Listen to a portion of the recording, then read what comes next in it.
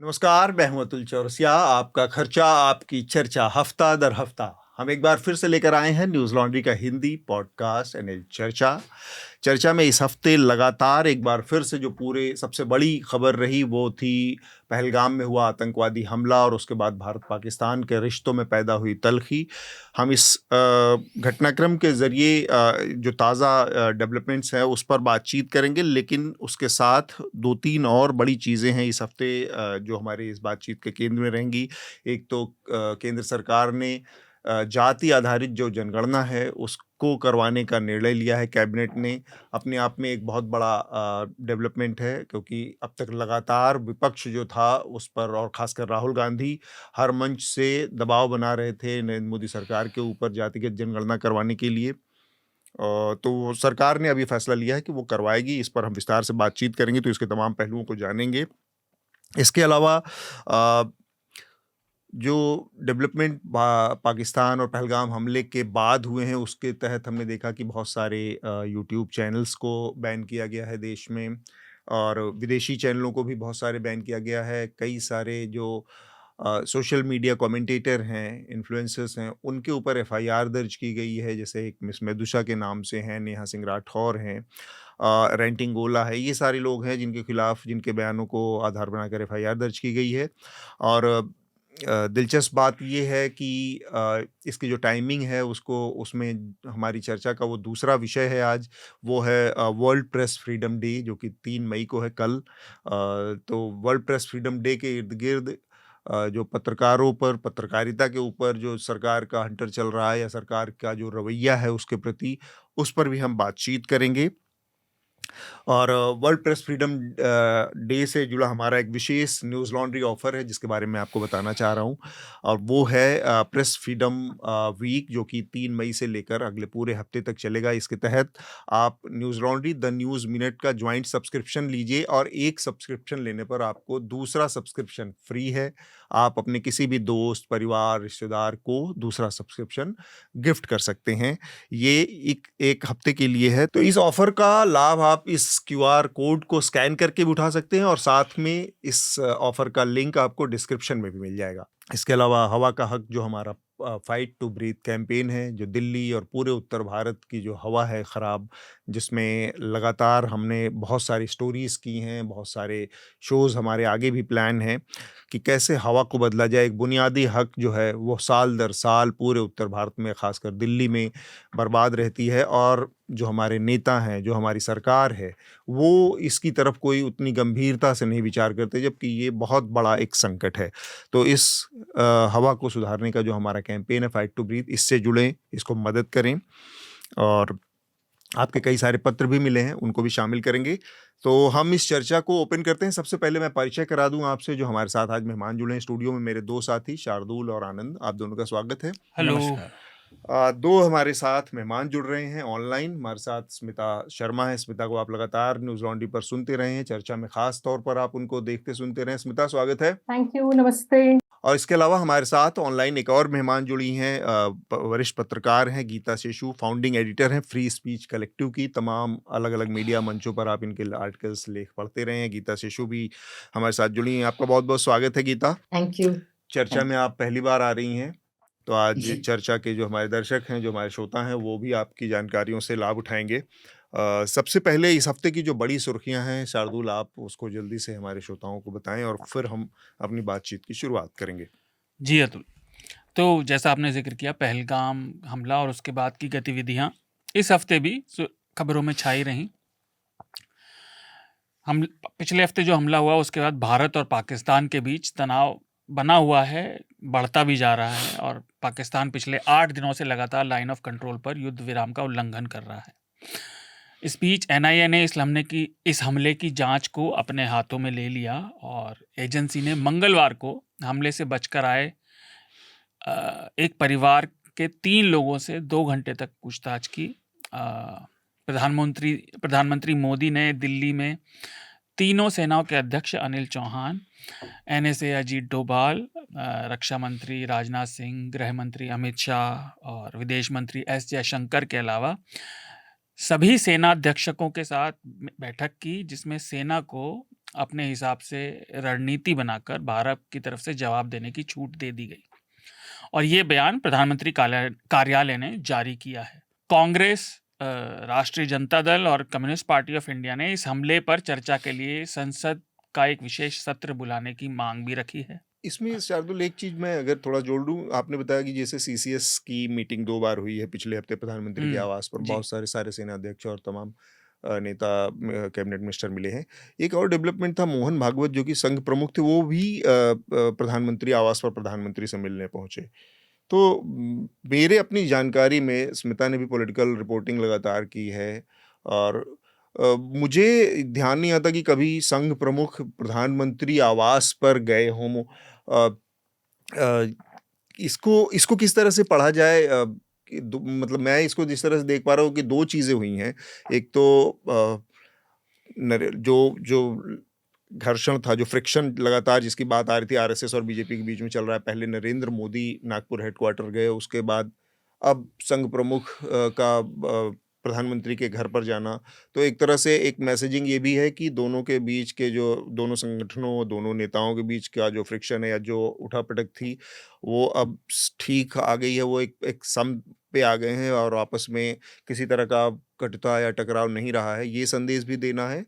और साथ में ये जो पूरा मसला है, जो भारत पाकिस्तान के मसले पर या पहलगाम आतंकवाद के बाद पैदा हुए मसले पर, उस पर भी उससे जुड़ी भी कोई चीज़ हो सकती है।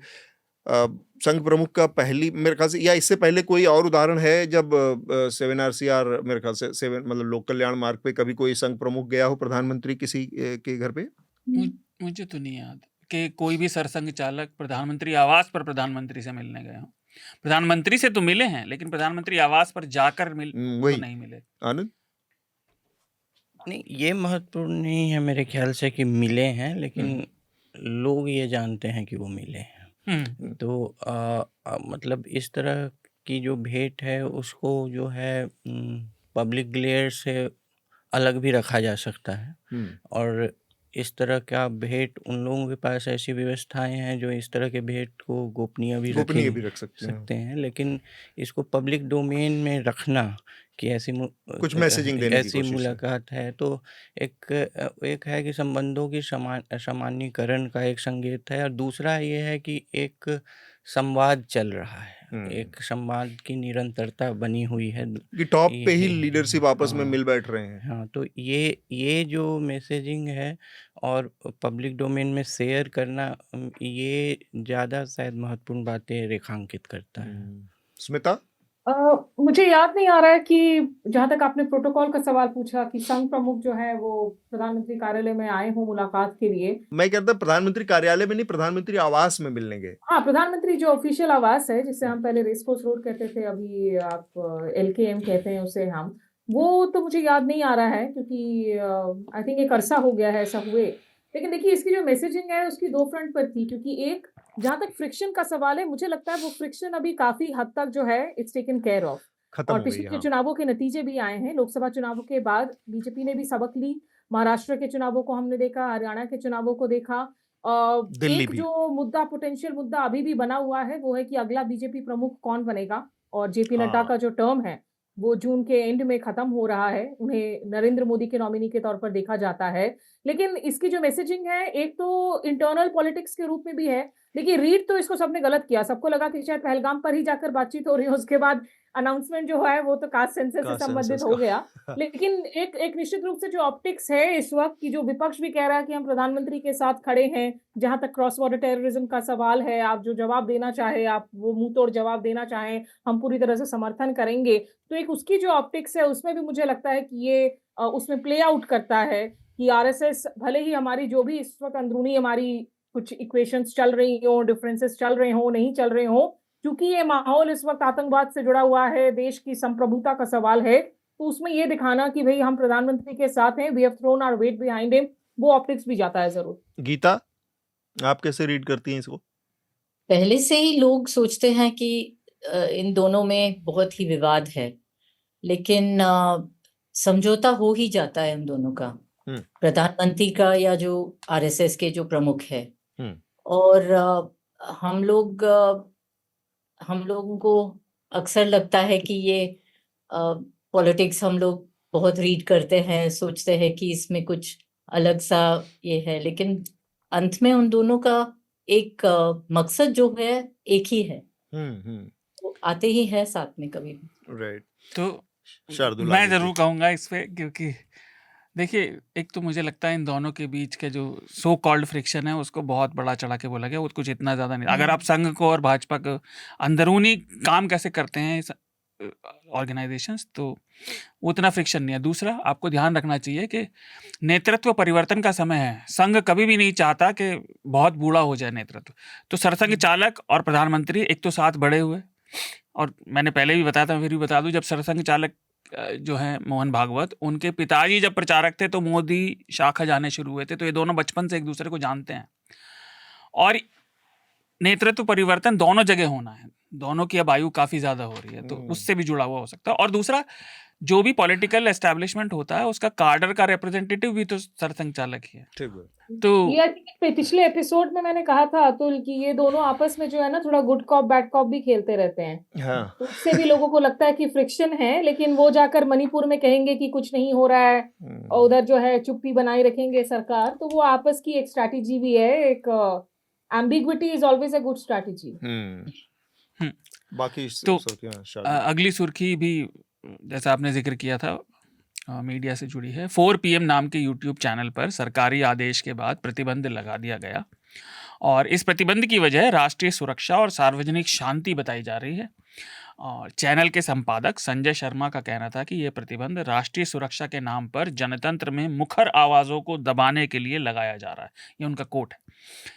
ऐसी ही एक अन्य घटना में उत्तर प्रदेश की पुलिस ने सोशल मीडिया पर राजनीतिक व्यंग करने वाली लखनऊ यूनिवर्सिटी की शिक्षक माद्री काकोटी, जिन्हें लोग डॉक्टर मेडुसा के नाम से जानते हैं इंटरनेट पर, और भोजपुरी गायिका नेहा राठौर के खिलाफ पहलगाम में हुए आतंकी हमले को लेकर सोशल मीडिया पर आपत्तिजनक टिप्पणियां करके हाईकोर्ट देश की संप्रभुता, एकता और अखंडता को खतरे में डालने के लिए FIR दर्ज करी है।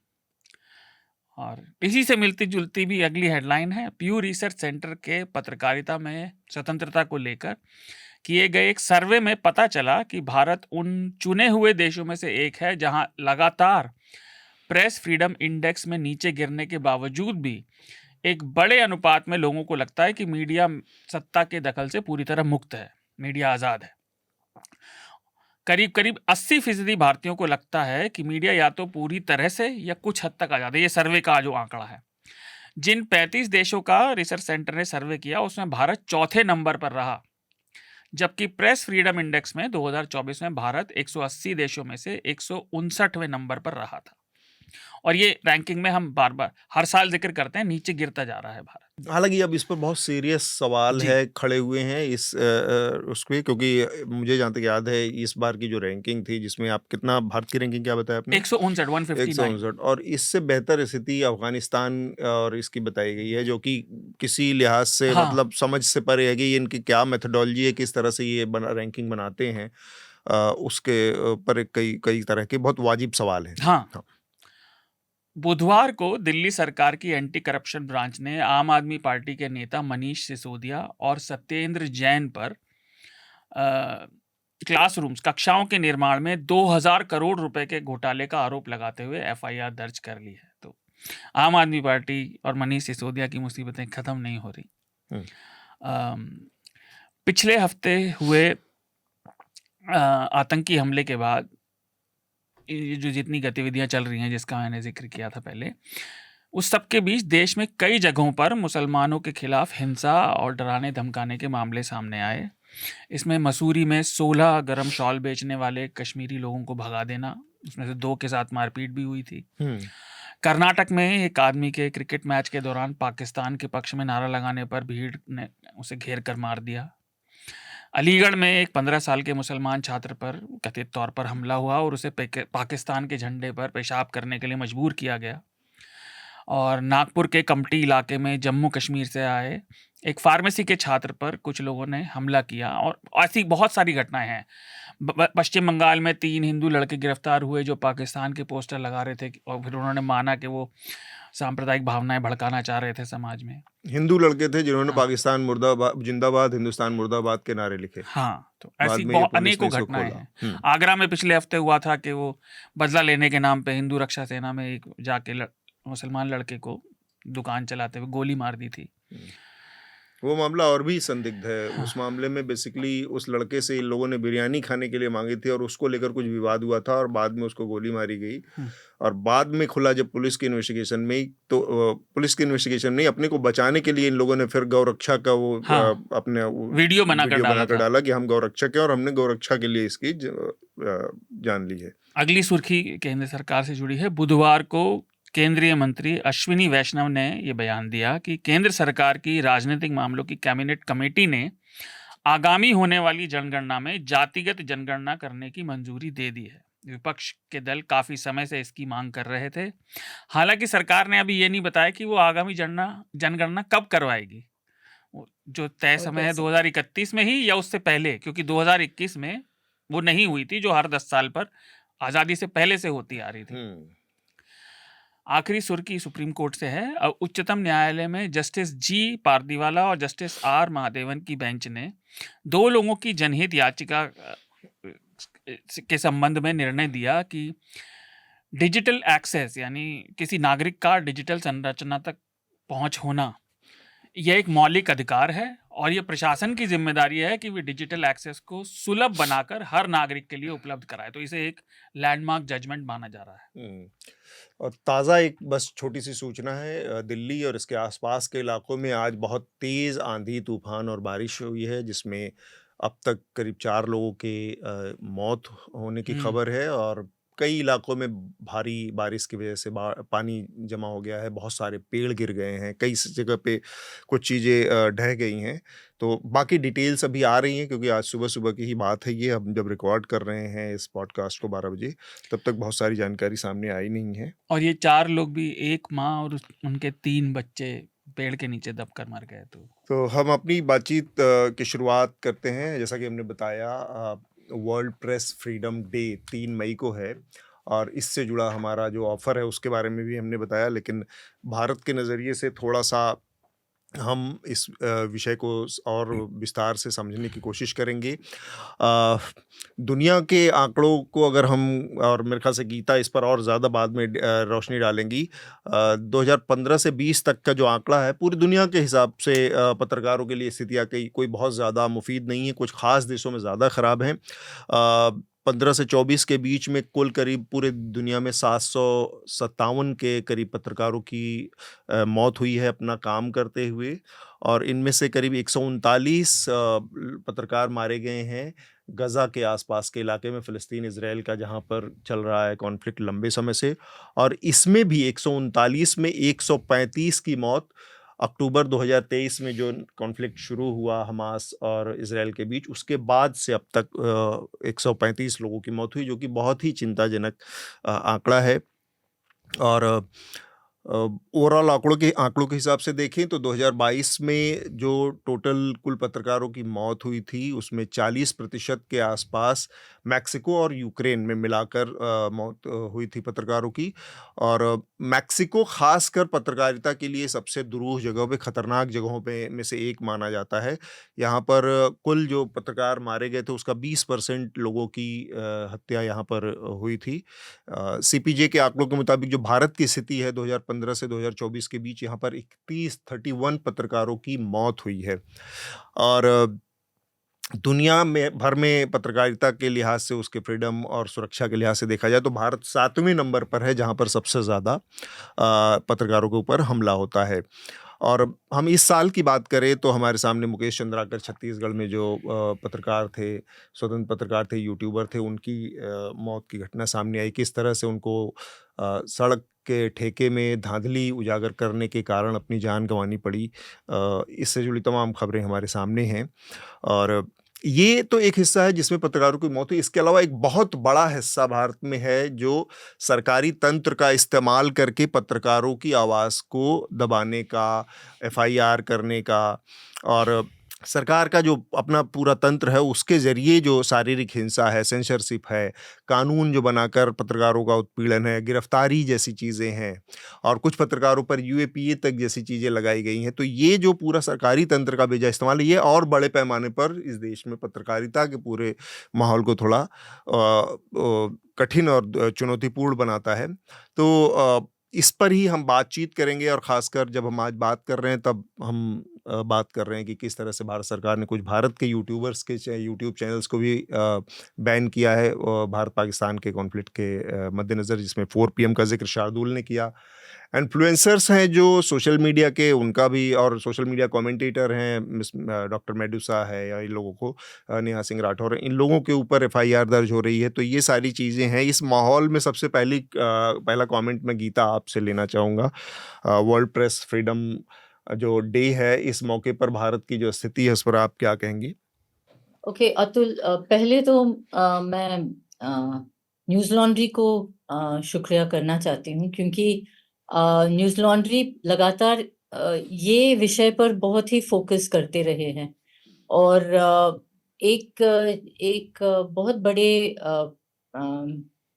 पॉइंट है कि न्यूज़ लॉन्ड्री जो पत्रकारों को के ऊपर जो हमला हुआ है या जिनके ऊपर केसेस दर्ज हुए हैं, जो अरेस्ट किए हैं, उनकी कहानियां लिखती हैं और ये हम लोग लेगेसी मीडिया में नहीं देखते हैं। जी। और अगर हम लोग जरा थोड़ा और ध्यान से देखेंगे तो 2010 से जब से मैं ये काम करने लगी हूँ, जो मीडिया प्रेस फ्रीडम को और फ्री स्पीच को ट्रैक कर रही हूँ, पहले हूट में और यहाँ अभी फ्री स्पीच कलेक्टिव के तौर पे, तो हम लोग बहुत सारे हत्या देखते थे।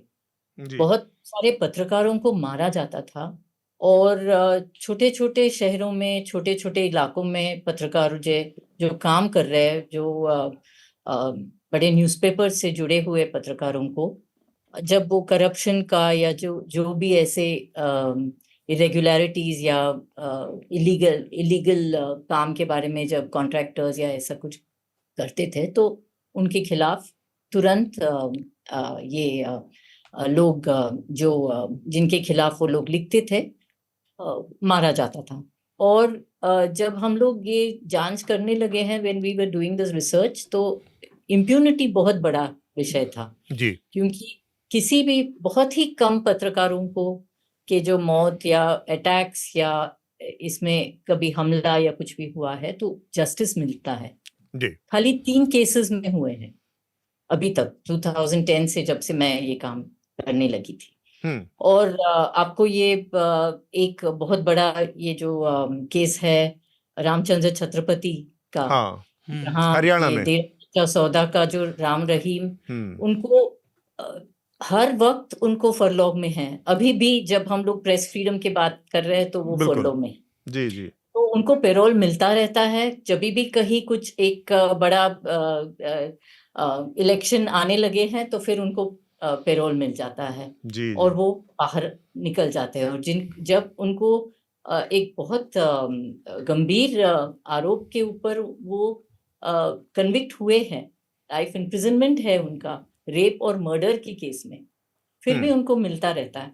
और दूसरी तरह से हम लोग देखें तो हमारे पत्रकार मर रहे हैं और हमारे पत्रकार अभी भी जेल में हैं, अरेस्ट होते रहते हैं। और अभी भी पत्रकार 2-3 पत्रकार है जो जेल में है।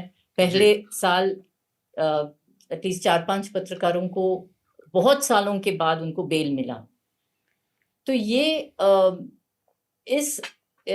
एक प्रॉब्लम है हमारे साथ कि जो इंडिविजुअल पत्रकार है, जो स्वतंत्र पत्रकार है, जो यूट्यूब में काम कर रहे हैं, या जो छोटे छोटे पत्रकार जो छोटे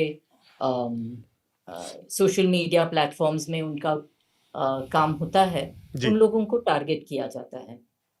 दूसरी तरह से जो थोड़ा सा इंडिपेंडेंट पोर्टल्स है, उनको, जैसा आपने कहा, कानूनी तौर पे उनको अरेस्ट कर देते हैं, रेड्स होते हैं उनके ऊपर, या अभी जैसा वो रिपोर्टर्स कलेक्टिव या एक द फाइल जो एक छोटा सा पोर्टल है, उनके ऊपर जो कहते हैं कि ये नॉन प्रॉफिट पत्रकार है, नॉन प्रॉफिट हिसाब से वो लोग काम कर रहे हैं, इनकम टैक्स का नोटिस मिल गया है आप उनको, रिपोर्टर्स कलेक्टिव के साथ ऐसा हुआ कि उनका जो टैक्स फ्री स्टेटस था उसको खत्म कर दिया टैक्स फ्री सरकार ने। स्टेटस क्यों निकाला गया।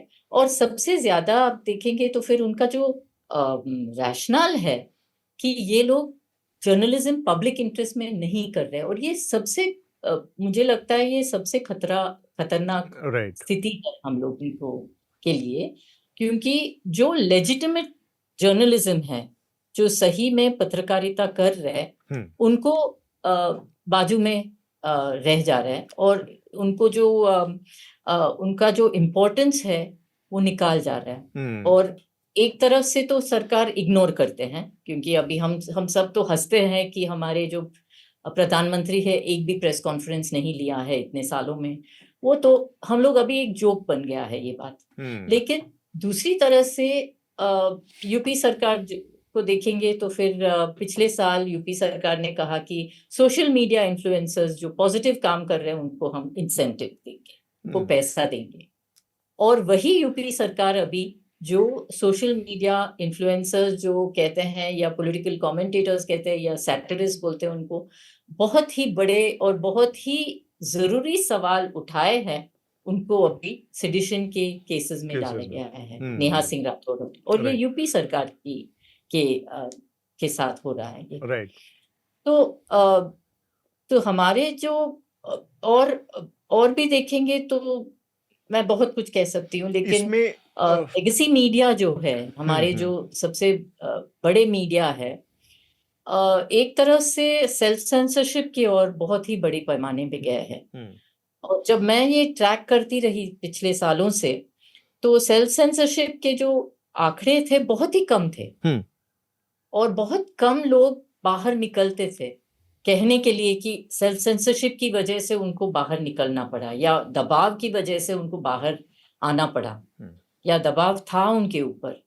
बहुत लोग बोलते भी नहीं थे इसके बारे में। अभी ये डिफॉल्ट हो गया है, अभी सब कहते हैं कि self censorship is the default mode, और ये एक बहुत खतरनाक स्थिति है।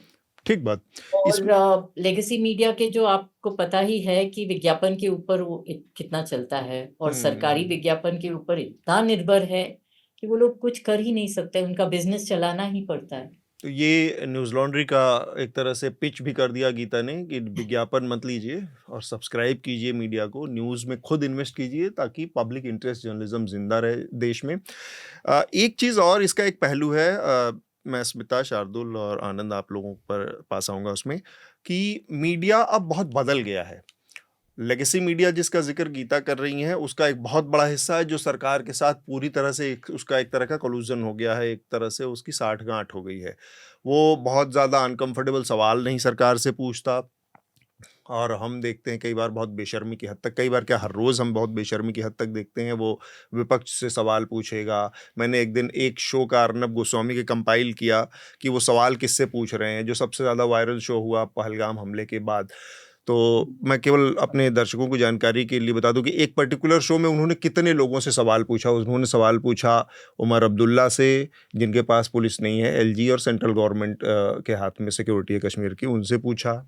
उन्होंने सवाल पूछा असदुद्दीन ओवैसी से, उन्होंने राहुल गांधी से सवाल पूछा, उन्होंने स्पोर्ट कल्चर के ऊपर सवाल पूछा, उन्होंने इस देश में फिल्म फ्रेटर्निटी से सवाल पूछा, शाहरुख खान से भी उन्होंने सवाल पूछा, और इसके अलावा उन्होंने मैं गिनवा रहा हूँ मेरे दिमाग से, करीब 10 ऐसे अलग अलग हिस्से इस देश में थे जिनसे उन्होंने सवाल पूछा कि कहाँ हो तुम लोग, है ना। हाँ, उन्होंने वो सारंगी और तबला बजाने वाली ब्रिगेड से भी सवाल पूछा कि कहाँ हो तुम लोग। वो बेसिकली जो अमन की आशा के लोगों से बात की कि आप ऐसे।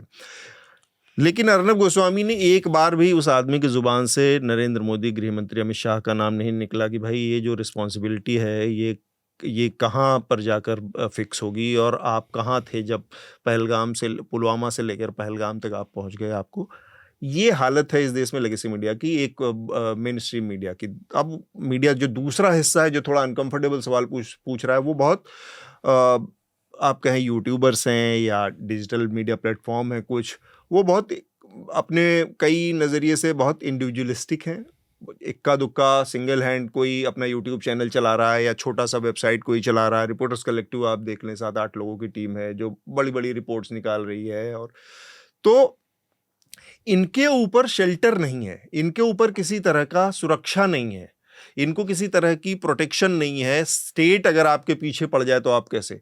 तो इसके नजरिए से जो मीडिया ज्यादातर खतरे इस पे, जो आप 4 PM मीडिया का जिक्र आपने किया कि कैसे उनको बैन कर दिया। अब वो एक व्यक्ति चलाते हैं और उनका चैनल बैन होने का मतलब है वो, हालांकि अब 4 PM का जिक्र आया तो मैं एक दो चीजें आप लोगों के सामने रख देता हूँ।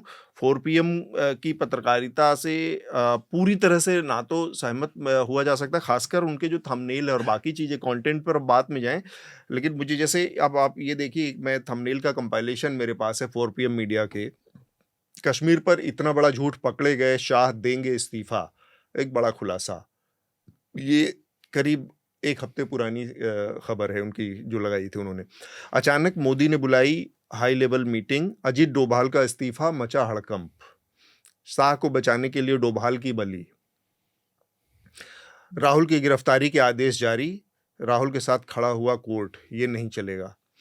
कहने का मतलब है कि इस तरह के सेंसेशनलिज्म बहुत, और जिसका कोई आधार नहीं है, या जिसमें फैक्ट, जो कि जर्नलिज्म का सबसे बेसिक, पत्रकारिता का सबसे बहुत सैंक्रोसैंक्ट वो है, फैक्ट आपके पास क्या है, आपके पास अपनी बात को साबित करने के दस्तावेज क्या है, उसकी भी एक तरह से खिल्ली उड़ाई। इसके बावजूद हम ये कहेंगे कि आप इस चीज के लिए नोटिस, वार्निंग सिस्टम, इसको सुधारने की दिशा में क्या आपने कदम उठाए, या आपने सीधे बैन कर दिया। ये सरकार की जो एक वो जो हिटलरवादी या आपके फैसिस्ट तानाशाही जो टेंडेंसी है कि हर चीज को सीधे उस पर बैन कर दो जो आपको पसंद नहीं आती है, बैन इसका विकल्प नहीं होना चाहिए।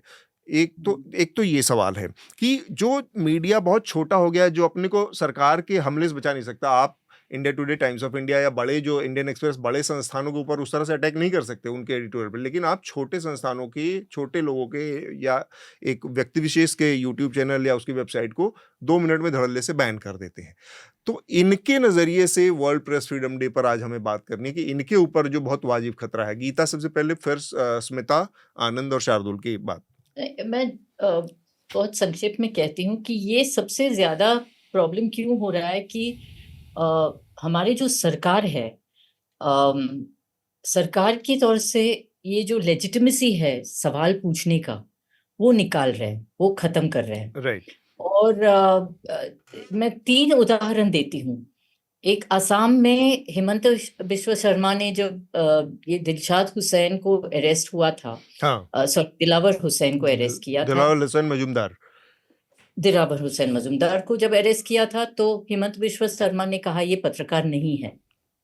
जब ये तुषार करात जो एक पत्रकार है महाराष्ट्र में, उनको अरेस्ट किया गया था, वो भी एक यूट्यूब चैनल चलाते हैं, तो देवेंद्र फडणवीस कहते हैं कि ये पत्रकार नहीं है और पत्रकारिता नहीं कर रहे हैं। रेवंत रेड्डी जो तेलंगाना का ये चीफ मिनिस्टर है, जब 2 पत्रकार को अरेस्ट किया गया था, और रेवंत रेड्डी ने तो ये भी उनको पहले तो कहा था कि ये पत्रकार नहीं है, और दूसरा उन्होंने स्टेट असेंबली में उनको धमकी दिया और कहा कि उन दोनों को स्ट्रिप, जो भी पत्रकार है जो कहते हैं कि वो पत्रकार है लेकिन पत्रकार नहीं है, उनको हम लोग स्ट्रिप करके मारेंगे रास्ते में। हाँ। तो ये सब जो भाषा है इन लोगों का, और ये इलेक्टेड रिप्रेजेंटेटिव्स है, और ये हेड्स ऑफ गवर्नमेंट है। ये लोगों ने माई बाप समझ लिया है अपने को 5 साल के लिए। हम लोग और प्रेस फ्रीडम के बारे में हम लोग बात ही क्या कर सकते हैं जब ऐसे ही लोग बात करेंगे। दूसरी तरफ से ये जो लेजिटिमेसी वो लोग निकालने की कोशिश कर रहे हैं, आम जनता के ऊपर उसका क्या असर है, इसके बारे में भी मुझे थोड़ा सा आई एम रियली वरीड, क्योंकि आम जनता कहते हैं कि ये लोग पत्रकार नहीं है। तो अगर पत्रकार, सही पत्रकार, जो सवाल पूछने वाले पत्रकार है, उनको जब रास्ते में जाते हैं, जब फील्ड पे जाते हैं, तो फिर उनको क्या, उनके साथ क्या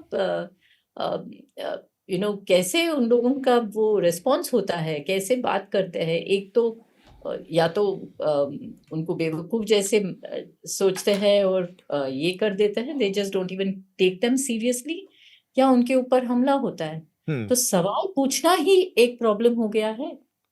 राइट। स्मिता? अतुल देखिए, हम जिस दौर में रह रहे हैं अभी, भारत से लेकर अमेरिका तक में, बहुत मुश्किल दौर है ये पत्रकारिता के लिए ऑल ओवर द वर्ल्ड। और पत्रकारिता का स्वरूप भी बदला है, इसमें कोई शक नहीं है। भारत में आज हम लेगेसी मीडिया के अलावा हम जिस तरह की मीडिया का आप जिक्र कर रहे हैं, वो कंटेंट क्रिएटर्स हो, पॉडकास्टर्स हो, यूट्यूबर्स हो, और जिनको पत्रकारिता ओरिजिनली करनी चाहिए थी उन लोगों ने पत्रकारिता करनी छोड़ दी।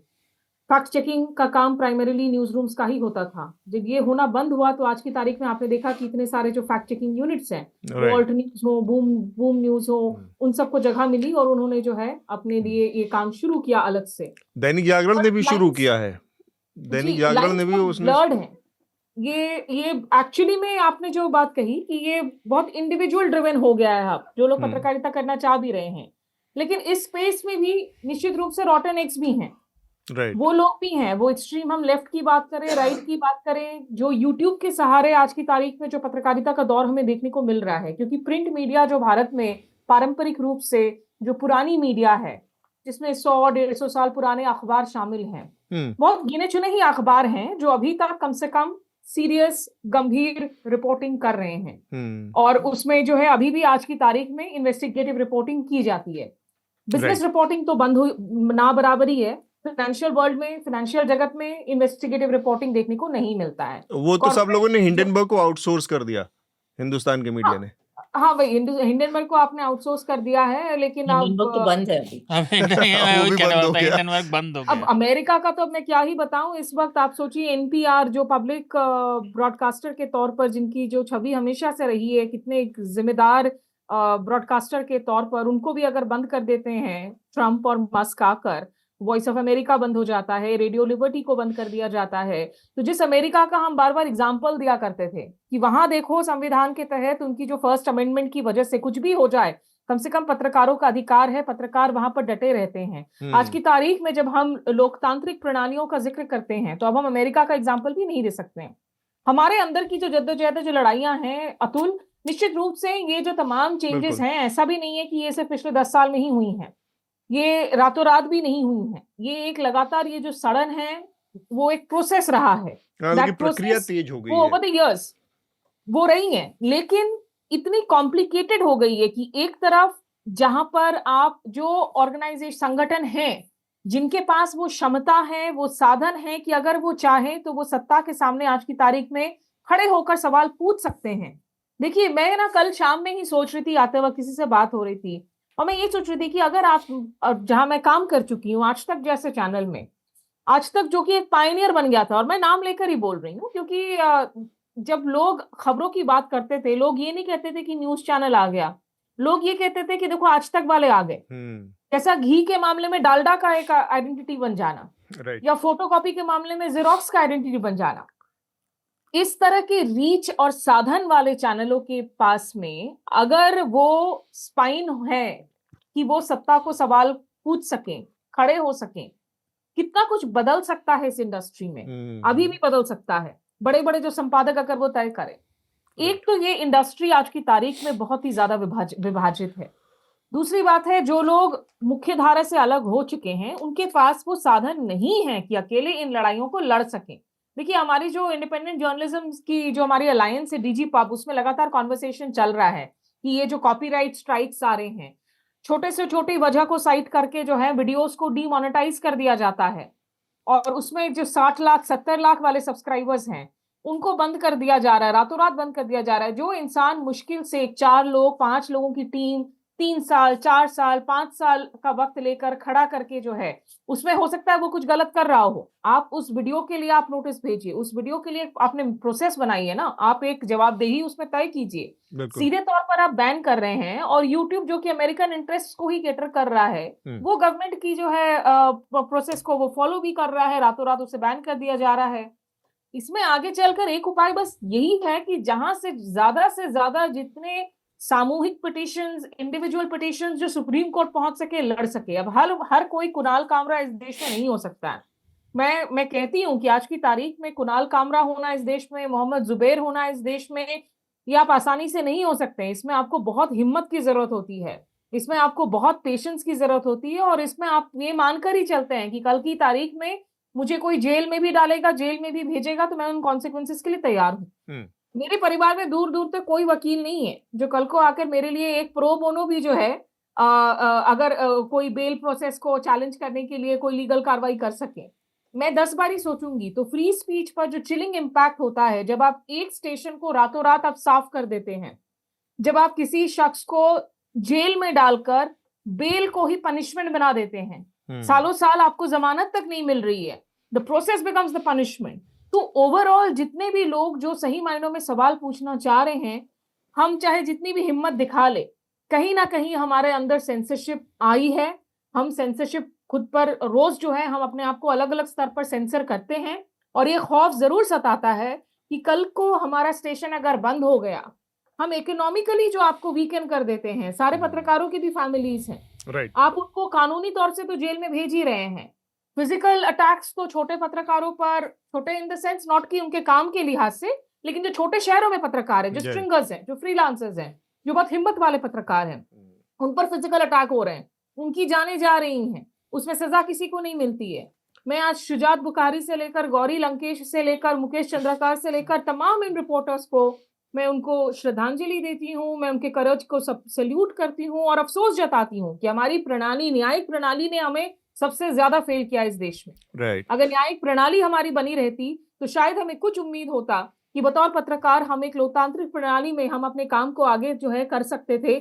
ये लड़ाई, ये संघर्ष जारी रहेगा, लेकिन मैं लोगों को बस यही कहती हूँ कि मुश्किल दौर में पत्रकारिता करना जो है वही अपने आप में एक्चुअली ओरिजिनल पत्रकारिता है, क्योंकि बिल्कुल। हम इफ वी सर्वाइव तो फ्यूचर जनरेशंस के लिए हमारे पास बहुत स्टोरीज होंगी, and stories is the only wealth that we have as journalists.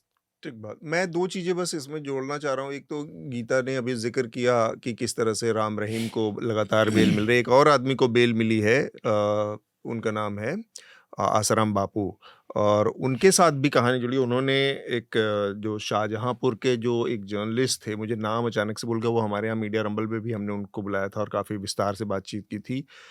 उनकी ऑलमोस्ट जान ले ली थी उनके लोगों ने, आसाराम बापू के लोगों ने उनके ऊपर जो हमले हुए थे। उनके हाथ की उंगलियां कट गई, गायब हो गई थी, चाकू तलवार से धारदार हमले हुए थे। तो ये सारे लोग कहीं ना कहीं पत्रकारिता पर हमले के। और दूसरा जो दैनिक जागरण का जिक्र जब स्मिता ने किया, वो दैनिक जागरण की फैक्ट चेक यूनिट है जिसका नाम है विश्वास न्यूज़। तो पहले वो अपनी खबर करती है दैनिक जागरण के मेन उसमें, और फिर विश्वास न्यूज़ अपनी उसी खबर का फैक्ट चेक करता है और वो अलग खबर छापती है। वो उस तरफ मेरा इशारा था। आनंद। बेल नहीं, उन पे पेरोल पेरोल। पेरोल हाँ, मिला है उन्हें। तो पेरोल। पेरोल। हाँ। तो अच्छा, तो मैं कहूँगा कि पहली बात कि प्रेस फ्रीडम को लेकर मैं शुरुआत करूँगा कि जो भारत में जो संवैधानिक अधिकार है पत्रकार का, वो एक सामान्य नागरिक का ही है। बस। भारतीय संविधान में पत्रकार के जो फ्रीडम ऑफ स्पीच के लिए कोई अलग व्यवस्था नहीं है। और जो लोग ये कहते हैं वो एक्चुअली आर्टिकल 19 का एक इन्फर्ड राइट है। मतलब कि वो स्पष्ट रूप से पत्रकारों के लिए नहीं, वो सबके लिए है, सबके हर लिए नागरिक है। के लिए। हाँ। और सुप्रीम कोर्ट के अलग अलग केस लॉज में ये जो एस्टेब्लिश होते गया पब्लिक इंटरेस्ट में, जर्नलिज्म वगैरह, उसको एक आधार मान लिया गया है। इसलिए वो केंद्र सरकार हो या तमाम राज्य सरकार हैं, इसके लिए काफ़ी आसान है कि जब जो रिस्ट्रिक्शंस आर्टिकल 19 के जो सब क्लॉजेज में हैं फ्रीडम ऑफ स्पीच के, वो आम पत्रकारों पे भी लगा सकता है। तो इसलिए कॉन्स्टिट्यूशनल प्रोटेक्शन एक आम नागरिक को जितना फ्री स्पीच का है, पत्रकार को भी उतना ही है, उससे अधिक नहीं है कुछ। तो और स्टैट्यूट्स में भी पहले आईपीसी या अभी जो भारतीय न्यायिक संहिता है उसमें भी नहीं है। तो एक न्यायिक चुनौती ये है जो कि कोई भी केंद्र सरकार या राज्य सरकार किसी भी पार्टी की हो, वो उसका फ़ायदा वो एक लूप होल्स का उठा सकती है। दूसरी बात इसमें ये है कि और इन सब चीज़ों के लिए मैं एक रिकमेंड भी कर रहा हूँ कि जो भारत में अभी एडिशनल सॉलिसिटर जनरल थी पहले कुछ, और मीडिया कानून की अच्छी जानकार है माधवी गौड़िया दीवान, उनकी किताब है मीडिया लॉज के हम्म, और अपने इस फील्ड में एक क्लासिक स्टडी मानी जाती है। उसमें जो है जो भारतीय संविधान में मीडिया राइट्स प्रोटेक्शन हम्म, और उसकी एक कंपैरेटिव स्टडी भी उसमें आप पढ़ सकते हैं। खैर तो मैं दूसरी बात मैं कह रहा हूँ कि एक तो और भी है कि मीडिया का स्वरूप बदलना। हम्म, तो जो पीयू रिसर्च का शार्दुल जिक्र कर रहे थे कि 80% भारतीय समझते हैं कि मीडिया स्वतंत्रता पर भारत में कोई ऐसा संकट नहीं है। हाँ। और तो और ये वो रिसर्च सैंपल जैसा भी हो उसका, लेकिन ये एक सामान्यतः एक नॉर्मल आदमी का भी ऑब्जर्वेशन हो सकता है। ऐसा मुझे इसलिए भी लगता है क्योंकि मीडिया काफ़ी डिफ्यूज्ड हो गई है। मीडिया हम किसे कहते हैं ये परिभाषित करना आज के इंटरनेट के समय में बहुत मुश्किल है। हम्म, और आप अंदरूनी इलाकों में जाइएगा, हर गांव में भी जो भी माइक लिया है 10 लोग घूम रहे हैं और वो भी जर्नलिज्म को मिमिक कर रहे हैं। जी, तो अब उसको कहा जाए तो लोग ये भी देखते हैं कि भाई जो बहुत तरह की नैरेटिव्स देख तो रहे हैं कि भाई मंत्रियों पे मीम्स बन रहे हैं, मजाक उड़ाया जा रहा है, तो हमें ये कैसे माने कि स्वतंत्रता नहीं है। बहुत लोग कहेंगे ये, तो ये जो डिफ्यूजन है, जो कह सकते हैं कि जो नॉन मेन स्ट्रीम मीडिया का, जिसको आप बोल रहे हैं या किसी ने कहा कि इंडिविजुअल्स चला हम्म, रहे हैं ये, तो लेकिन जो साइबर स्पेस है उसमें सब कुछ आ रहा है और बहुत लोग इंटरनेट के डिजिटल पेनिट्रेशन के कारण उससे कंज्यूम कर रहे हैं। जी, और तो ट्रेडिशनल जो व्यूअर था, जो टेलीविज़न शो देख रहा था या बहुत समाचार पत्रों का, तो एक फिर भी एक समर्पित पाठक वर्ग अभी भी है, लेकिन उसमें बदलाव आया है। एक एक ये भी है। अ, तीसरा है कि जो ट्रेडिशनल पॉलिटिक्स से जो विश्व भर में जो अगर इसमें देखें कि विश्व भर में जो ट्रेडिशनल पॉलिटिक्स से जो एक डिसइल्यूजनमेंट आया, जिसके कारण कई तरह के फार राइट मूवमेंट्स अभी आए, या तो वो डिसइल्यूजनमेंट जुडिशरी के प्रति भी आया। जैसे कि अभी जैसे माना जा रहा है कि सब चीज़ एक एलीट वेपनाइज कर रखा था, उसको अब चैलेंज मिल रहा है। जैसे फ्रांस में अभी मैरिन ली पेन का हो, या जर्मनी में भी जो केसेस आए हैं अल्टरनेट फॉर जर्मनी, या फिर रोमानिया में, तो उसमें जुडिशरी के मतलब फैसलों को माना जा रहा है कि ये सब एक एलीट का फैसला है, एक खास तरह के।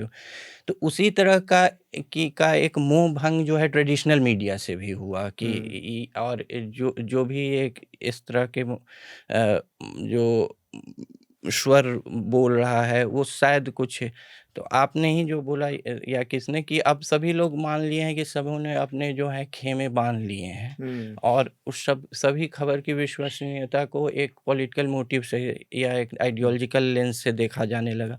तो उससे जो एक अविश्वास फैला है उसका भी फ़ायदा सरकारें उठा रही हैं। उसकी किसी को पहले डिलेजिटिमाइज़ कर दो कि और उसके बाद जो है उस पर कुछ अंकुश कसो। और तीसरी बात, मुझे ये भी आश्चर्य लगता है कि ये साइड किक्स का भी काम है, क्योंकि सरकार में, वो राज्य सरकार हो, सरकारें हों या केंद्र सरकार में, ये चिंतन कैसे आई कि इसको, जैसे कि नेहा सिंह राठौड़ को हाँ, आपने एक ये करके कर दिया कि ये फॉल्स फ्लैग ऑपरेशन का जो पाकिस्तान का थियरी है उसको थोड़ा सपोर्ट कर रही हैं कि ये सब जो है हम लोग राजनीतिक फ़ायदे के लिए, या ये कि और भी तो लोग बोल रहे हैं, कितनों को रोके। ये एक एनाक्रोनिस्टिक चीज़ है आज के साइबर स्पेस में कि आप लोगों को रोक देंगे क्योंकि तो ये जो मुझे लगता है कुछ चेले चमचों को खुश करने के लिए सरकारें ऐसा करती हैं कि किसी का व्यक्तिगत कोई स्कोर सेटल करना चाह रहा है किसी से, तो अब उसको उसको जो है क्योंकि आज के समय में किसी चीज़ को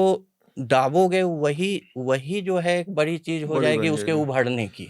तो बस एक चीज आनंद इसमें है कि ये बात ठीक है, चेलो चमचों को मैसेज देने से भी ज्यादा होता है कि बाकी लोगों के अंदर भी एक फियर फैक्टर पैदा हो जाता है, एक। और दूसरा ये जो आपने बात कही कि आप अटैक करते हैं लोगों को, जब गिरफ्तारी होती है या एफआईआर होती है तो उसका मैसेज बहुत दूर तक जाता है, लेकिन केवल चेले चमचे खुश होंगे इस वजह से, इस तरह के, क्योंकि वो इन्फ्लुएंसर है, उसका थोड़ा बहुत अपना एक वो है, पहुंच है, रीच है, तो उसके जरिए वो कुछ बातें कह सकती है, पहुंचा सकती है, जो कि सरकार को पसंद नहीं। दूसरा ही कि सरकार को पसंद नहीं आए, भाई मीम बनना एक बात है, आपने जैसे कहा कि मीम बन रहे हैं, बिल्कुल ठीक बात है, और खूब सारे मीम बन रहे हैं, लेकिन उस मीम के आधार पर जो गिरफ्तारी या एफआईआर हो रही वो भी तो सच है। कुछ लोग, चाहे भले वो बहुत कम मात्रा में हो, 100 में 2 लोगों के खिलाफ हो, 3 लोगों के खिलाफ हो, उस पर मैं नहीं जा रहा हूँ, लेकिन वो गिरफ्तारी एफआईआर होना भी अपने आप में एक चिंता की बात है, मेरा ये कहना है। शार्दुल, देखिए, इसके मेरी नज़र में 3 पहलू हैं। एक तो आप जनता के नज़रिए से देख सकते हैं और सत्ता के भी। तो जनता वाली बात पे जैसे आनंद ने जिक्र किया डीलेजिटिमाइज करने का, तो मैं व्यक्तिगत बातचीत में मैं मूर्खों की क्रांति कहता हूँ। पहले क्या होता था, पहले सूचना पे, जिसे एलीट लोग कहते हैं, क्या था कि वेरीफाई करने के तरीके थे, क्योंकि उनकी उपलब्धता कम थी, सूचना हर जगह उपलब्ध नहीं थी, तो मीडिया में जो लोग काम करते थे उनकी निष्ठाओं पे आप सवाल उठा सकते हैं। पहले भी गड़बड़ थी, आज भी थी, लेकिन मोटे तौर पर चीज़ों को वेरीफाई करने के चैनल थे। अब क्या हुआ कि लोगों की जिनकी चल नहीं रही थी, वो उन्होंने एक दूसरे को इंटरनेट पे ढूंढ लिया। तो पहले जो अपने आप को अकेला समझता था, वो उसके कई दोस्त भी हैं। और इंटरनेट पे जनता का पक्ष इसमें क्या है कि भारत में खास तौर से जनता को मीडिया की समझ नहीं है उतनी। देखिए, जैसे कि वो हमने भी रिपोर्ट करी, जो प्यू रिसर्च वाला कहता है कि अधिकतर लोगों को लगता है कि भारत में मीडिया में सत्ता का कोई हस्तक्षेप ही नहीं, कोई दखलंदाजी नहीं है, जबकि इससे मतलब गलत बात तो कोई हो ही नहीं सकती। हमेशा से सरकार के विज्ञापनों पे मीडिया चलता रहा है। इनफैक्ट राजस्थान का वो एक अखबार का तो केस भी किया था कि सरकार हमें ऐड देने से मना नहीं कर सकती, क्योंकि वो ऐड मनी ही चलाता है मीडिया को, चाहे वो छोटे अखबार हों, बड़े अखबार हों और चैनल हो। और कोविड के बाद से तो सरकारों का जो विज्ञापन देना है वही ज्यादा चला रहा है। तो ये जो अज्ञानता है, ये अज्ञानता ये भी करती है कि जब कोई फेक न्यूज़ वो देखते हैं, तो उनके पास मीडिया की इतनी समझ नहीं है कि उन्हें वो खटका भी हो सके कि इस न्यूज़ में कुछ गड़बड़ है। तो होता क्या है कि वो मीम, जो खाटी ज़मीनी पत्रकारिता है, ग्राउंड रिपोर्टाज है, उसमें वो अंतर नहीं कर पाते। अब जैसे ये व्यंग्यकार हैं, इन पर क्या हुआ, उन्होंने एक टिप्पणी की, उनकी टिप्पणी 100% बिल्कुल, जैसे आप उसे डिप्लोमेटिक नज़रिए से देखें या जियो पॉलिटिक्स के नज़रिए से देखें या स्ट्रैटेजिक अफेयर्स के नज़रिए से देखें, तो बिल्कुल 100% सही नहीं थी, लेकिन उनका सवाल वाजिब था, भले ही आप उनको पूछने के तरीके से राज़ी होते हों या ना होते हों, चाहे वो मेडूसा की बात हो रही हो, चाहे नेहा सिंह राठौड़ की, चाहे 4 PM की। लेकिन इस व्यवस्था में जो अब चुनी हुई है, इस आधुनिक दुनिया में, भाई सरकार के पास पुलिस है, सरकार के पास सेना है, सरकार के पास पूरा प्रशासन है, ले दे के लोगों के पास। और अब तो पारंपरिक मीडिया तो वैसे भी सवाल नहीं पूछता। मुझे लग रहा था जब आप कह रहे थे, तो आप बड़ा उदारवादी कमेंट कर रहे थे कि एकदम कठोर सवाल हो, तो हल्के फुल्के कठोर सवाल भी नहीं पूछते, आम खाने के तो सवाल पूछते हैं। तो ये हालत, बटुआ का भी सवाल आता है ना, पर्स में आपके कितने पैसे हैं, पत्रकारी सवाल। चलो वो तो अक्षय कुमार ने पूछा था, उसे कुछ नहीं पता पत्रकारिता का। बटुआ वाला तो दीपक चौरसिया, हाँ, वो बटुआ तो दीपक चौरसिया ने पूछा था। तो जब ये हालत हो गई है, तो और थकते नहीं है, क्या पीते हैं, और इक्का दुक्का जिसके अंदर थोड़ी सी ललक है, जिसके अंदर थोड़ी सी सनक है कि नहीं भाई कोई तो सवाल पूछे, थोड़ा तो सच आए, उसके पूछने के तरीके पे आप उसे बंद कर दे रहे हैं। जबकि हमारे पास सवाल पूछने के अलावा कोई और ताकत नहीं है, सारी ताकत सरकार के पास है।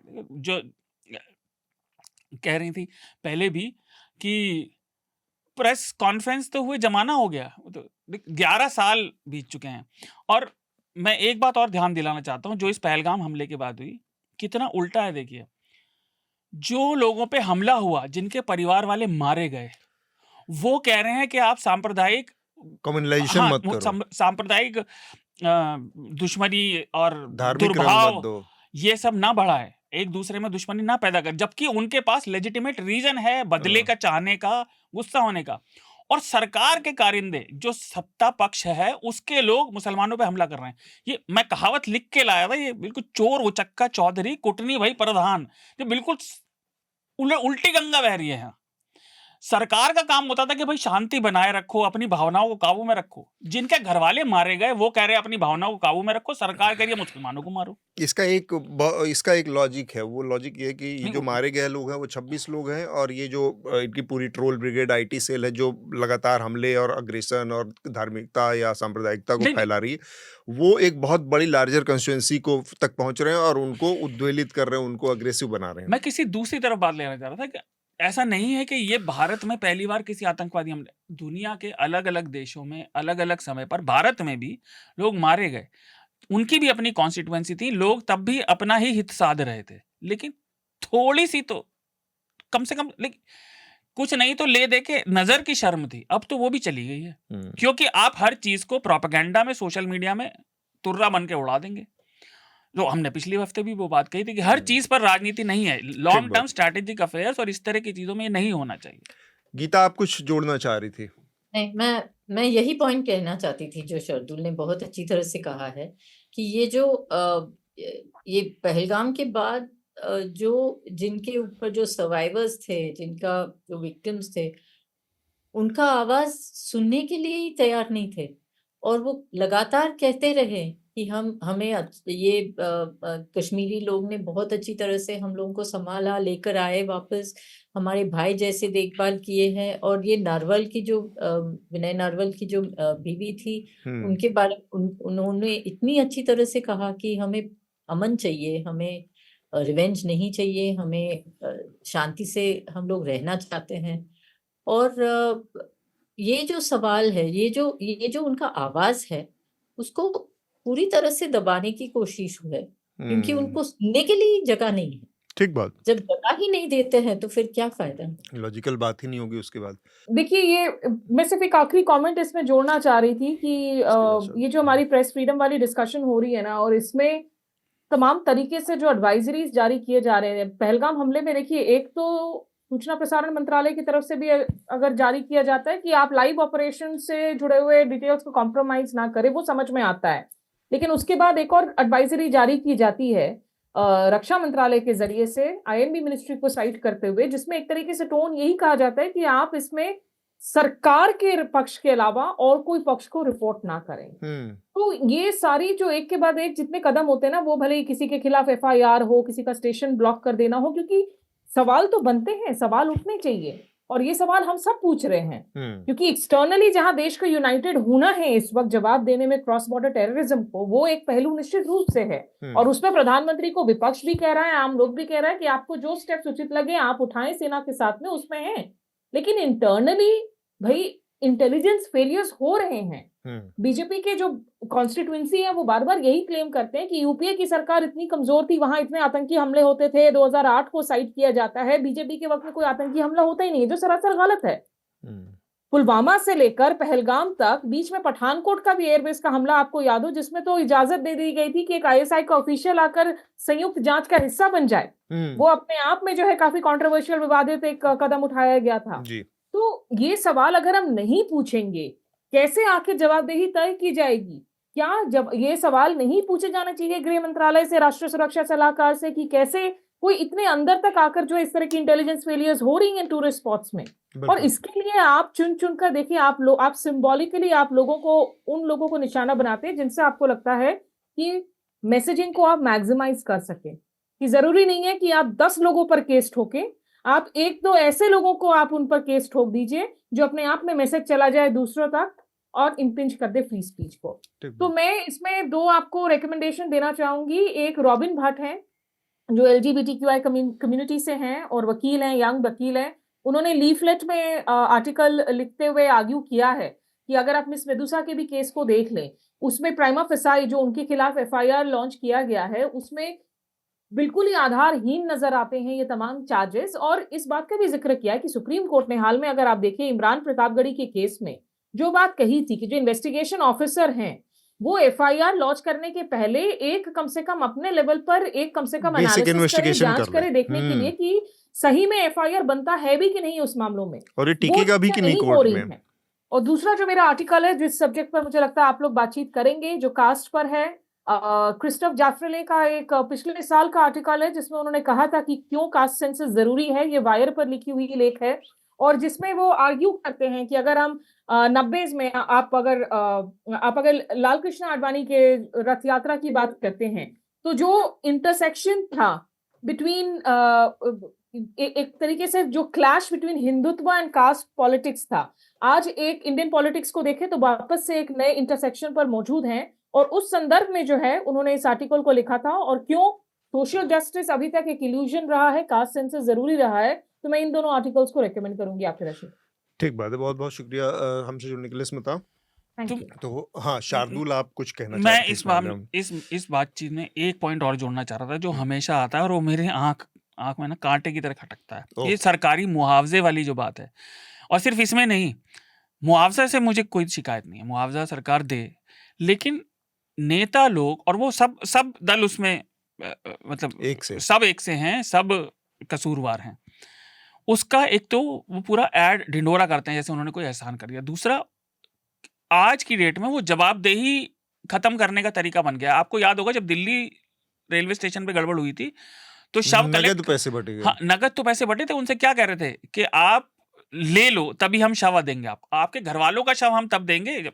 और एक तो ये कैसे डिसाइड करते हैं ये नेता कि किसकी जान की कीमत क्या है, और वो पीआर का टूल क्यों है। जवाबदेही खत्म करने का इतना सुनियोजित ये चल पड़ा है अब, और इसमें अब अधिकारी भी शामिल हो गए, जिसका आपने जिक्र किया, वो तो अधिकारी अपनी तरफ से करने लगे। ये एक बहुत बड़ी चीज है और इस पर भी किसी को या तो कोई पीआईएल दाखिल या करे, इसका कोई एक फिक्स स्टैंडर्ड होना चाहिए, फिक्स मानक होना चाहिए कि भैया इस तरह के मामलों में इस तरह का मुआवजे की वो होगी। क्योंकि मैं देख रहा हूँ अभी अखिलेश यादव मांग कर रहे हैं कि 10 करोड़ रुपए हर परिवार को दिए जाएं, ममता बनर्जी अलग डिमांड कर रही हैं, तो बीजेपी सरकार अलग लेवल पे क्योंकि कह ये रही है पीआर टूल बन गया ना अपनी अपनी तो वो कॉन्स्टिट्यूएंसी भी के है, लिए। उसमें भी और एक दूसरा, मानकीकरण की जरूरत अब है। किसी के परिवार का कोई चला गया उसकी कीमत आप, देयर इज नो हाँ, एक टैंजिबल तो वैल्यू आपने उसको टू, प्रचार का साधन बना दिया, ये बहुत इनह्यूमेन भी है। और जवाबदेही किसी की नहीं है। दिल्ली रेलवे स्टेशन पे कुछ नहीं बदला, केवल प्रोटोकॉल नाम को बदल गई, स्टेशन वैसा का वैसा ही है। बिल्कुल, मैं 2 बार जा चुका उसके बाद से। ठीक बात। तो इस चीज पर भी कोई कुछ भैया कैसे बदलाव आएगा ये मुझे नहीं पता, पर ये चीज गड़बड़ बदलनी है। चाहिए। तो हम अपने अगले विषय की तरफ बढ़े, उससे पहले हमारे कुछ सब्सक्राइबर्स के पत्र हैं और उनको हम पढ़ेंगे ही। आपसे भी हमारी ये गुजारिश है, अपील है कि आप लेटर हमें ज़रूर लिखें। आपके पत्र से इस कार्यक्रम को, इस पॉडकास्ट को बेहतर बनाने में बहुत मदद मिलती है और यही सबसे बढ़िया तरीका है कि हम आपसे सीधे इंटरेक्ट करते रहें, आपके पत्रों को इस पॉडकास्ट में शामिल करते रहें। इस हफ्ते हमें 2 लोगों के पत्र आए हैं, शार्दुल उसको पढ़ेंगे।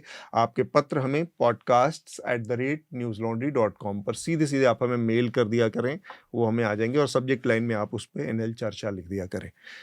शार्दुल, आप पत्र पढ़िए और उसके बाद हम इस पर आगे बढ़ते हैं।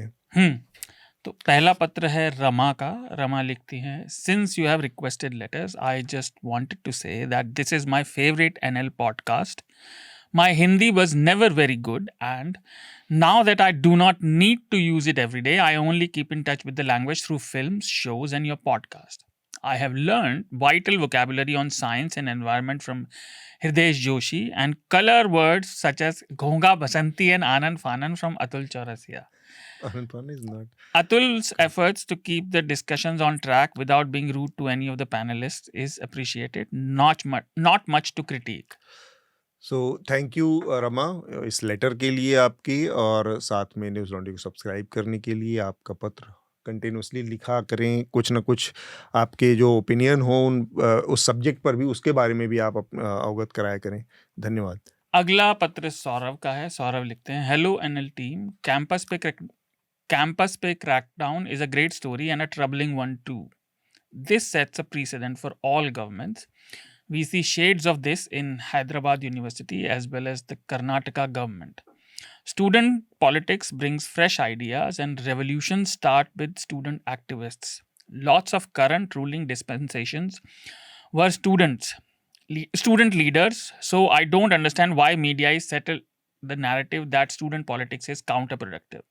It brings new leaders and a direct competition to dynasty politics. It kept me thinking for a very long time. How can we get out of this mire?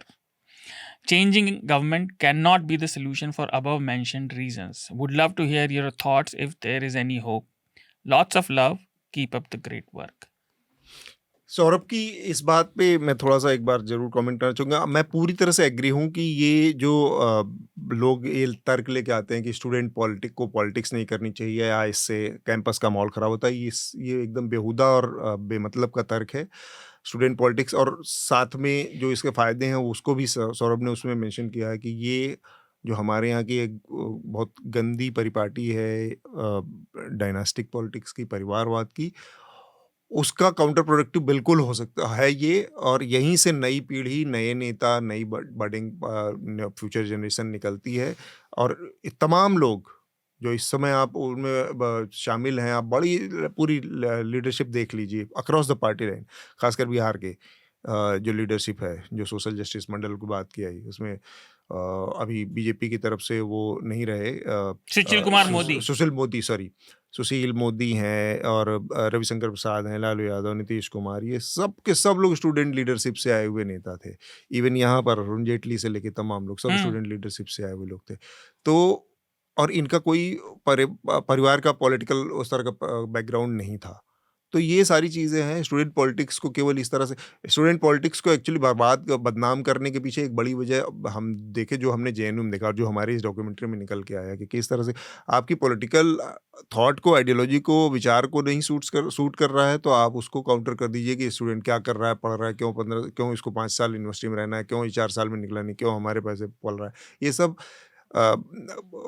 आधारहीन या मतलब मूर्खतापूर्ण नैरेटिव हैं जिसको मिडिल क्लास बहुत आसानी से अपने व्हाट्सएप यूनिवर्सिटी में कंज्यूम करके उस पर भरोसा कर लेता है। तो उससे थोड़ा सा बचने की जरूरत है। आनंद और शार्दुल।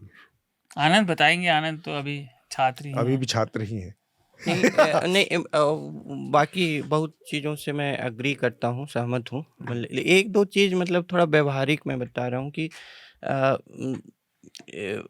पिछले 2 दशक या उससे भी ज़्यादा जब तक मैं विद्यार्थी रहा और हूँ तो हूँ, उसमें एक है कि पहले भी ऐसा कोई नहीं था, लेकिन अब कैंपस का स्वरूप बहुत बदल गया है, क्योंकि स्टूडेंट कौन है और स्टूडेंट लीडर कौन है उसका स्वरूप बहुत बदल गया है। अधिकतर क्या है ना कि विद्यार्थियों को कैंपस से भी मतलब नहीं है, क्योंकि विद्यार्थी जो हैं वो बहुत जो हैं, या तो जो गंभीर हैं वो किसी परीक्षा की तैयारी में हैं, छोटे-छोटे कमरों में रह रहे हैं, वो कैंपस में रह भी नहीं रहे हैं, क्लासेस कर भी रहे हैं तो बहुत गंभीरता से नहीं, और वो सोच रहे हैं कि ये बस अटेंडेंस पूरा करके और किसी तरह जो है एडमिशन टिकट लेने का एक की प्रक्रिया है।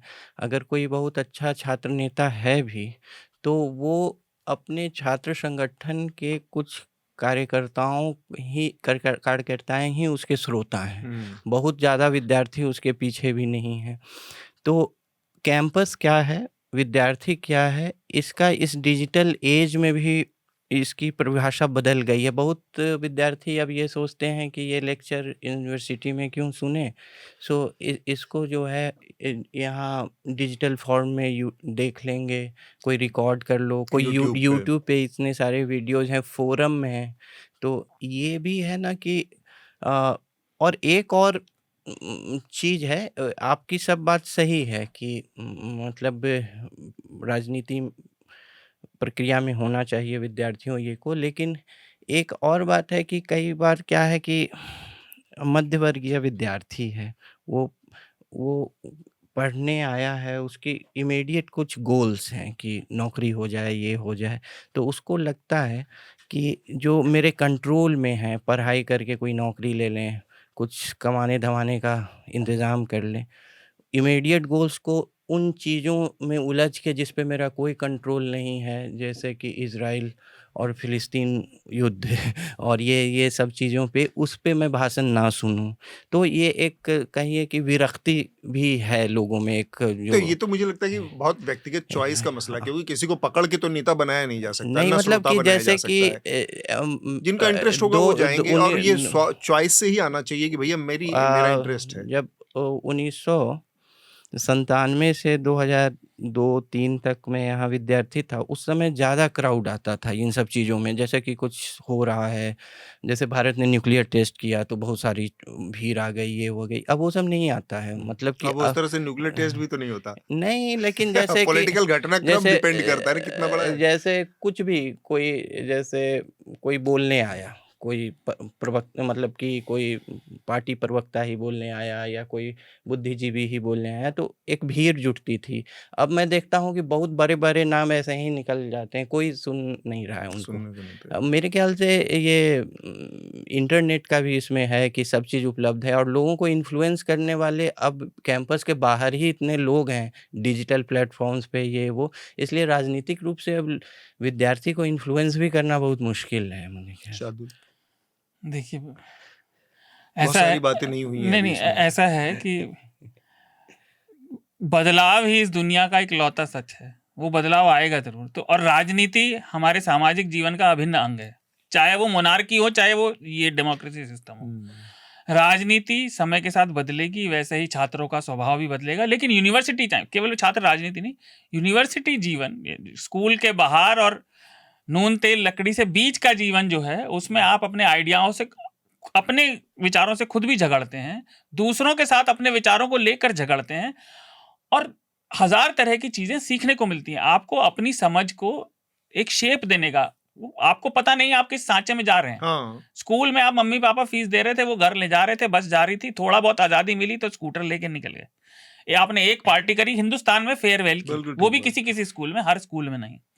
तो अपने आप को जांचने का, परखने का, और उसमें ठोकरें भी खाते हैं, कुछ लोग असफल भी होंगे। लेकिन हिंदुस्तान में जो ये है ना कि अपने बच्चों को एक फीता पकड़ के, पट्टा बांध के नौकरी तक पहुंचा दो, इसे छोड़ दीजिए। इससे क्रिएटिविटी, परिपक्वता और ओरिजिनलिटी का खात्मा होता है। ये जो हिंदुस्तान में बड़ा हुआ है ना कि बच्चे जो जितना कहा जाए उतना करो, उससे इधर उधर कुछ मत करो, ये हमारे समाज की सबसे बड़ी कमी है। भाई 10 लोग गिरेंगे तो उनमें से 2 उठ भी जाएंगे, 2 फिर थोड़ा सा उठ के अपना जीवन चला लेंगे। आप अपने बच्चों पे, अपनी दी हुई शिक्षा पे भरोसा नहीं कर सकते, आखिरी दम तक उनको ठुट्ठे से बांधे रखना चाहते हैं। और फिर होता है जिस दिन झोटा खुलता है वो भाग जाता है, फिर पकड़ में नहीं आता। हम अपने अगले विषय की तरफ बढ़ेंगे, जो कि कास्ट सेंसस की बात आई, जातिगत जनगणना की बात आई, और केंद्र सरकार के ऊपर लंबे समय से राहुल गांधी ये इसको मुद्दा बनाकर वॉर कर रहे थे, हमला कर रहे थे कि भाई हम जीते कभी तो जातिगत जनगणना करवाएंगे। आखिरी बार जो जातिगत जनगणना के आंकड़े जारी हुए थे वो आज़ादी से पहले के थे, 1931 की जनगणना में। उसी के आधार पर उसको एक मानक मानकर तमाम नीतियों पे के आधारित फैसले होते रहे।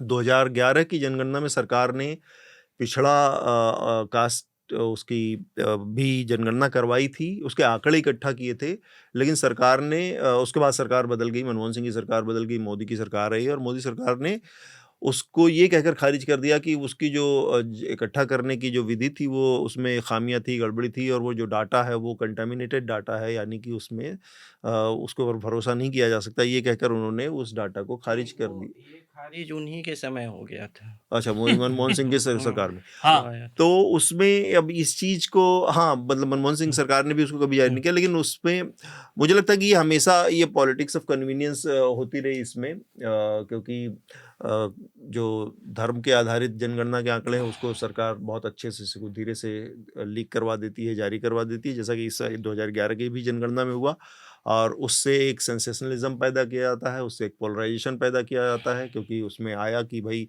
1% या कितना आधा % मुस्लिम आबादी 10 सालों में बढ़ गई है, उसकी दर जो है बढ़ने की, वृद्धि दर जन दर बहुत ज़्यादा है, ये सारी चीज़ें करवाई जाती हैं। अब जातिगत जनगणना के आधार पर इस हिसाब से सारी पार्टियां आज की तारीख में, अगर हम देखें कैबिनेट के इस फैसले के बाद, तो सारी पार्टियां सेम पेज पर हैं।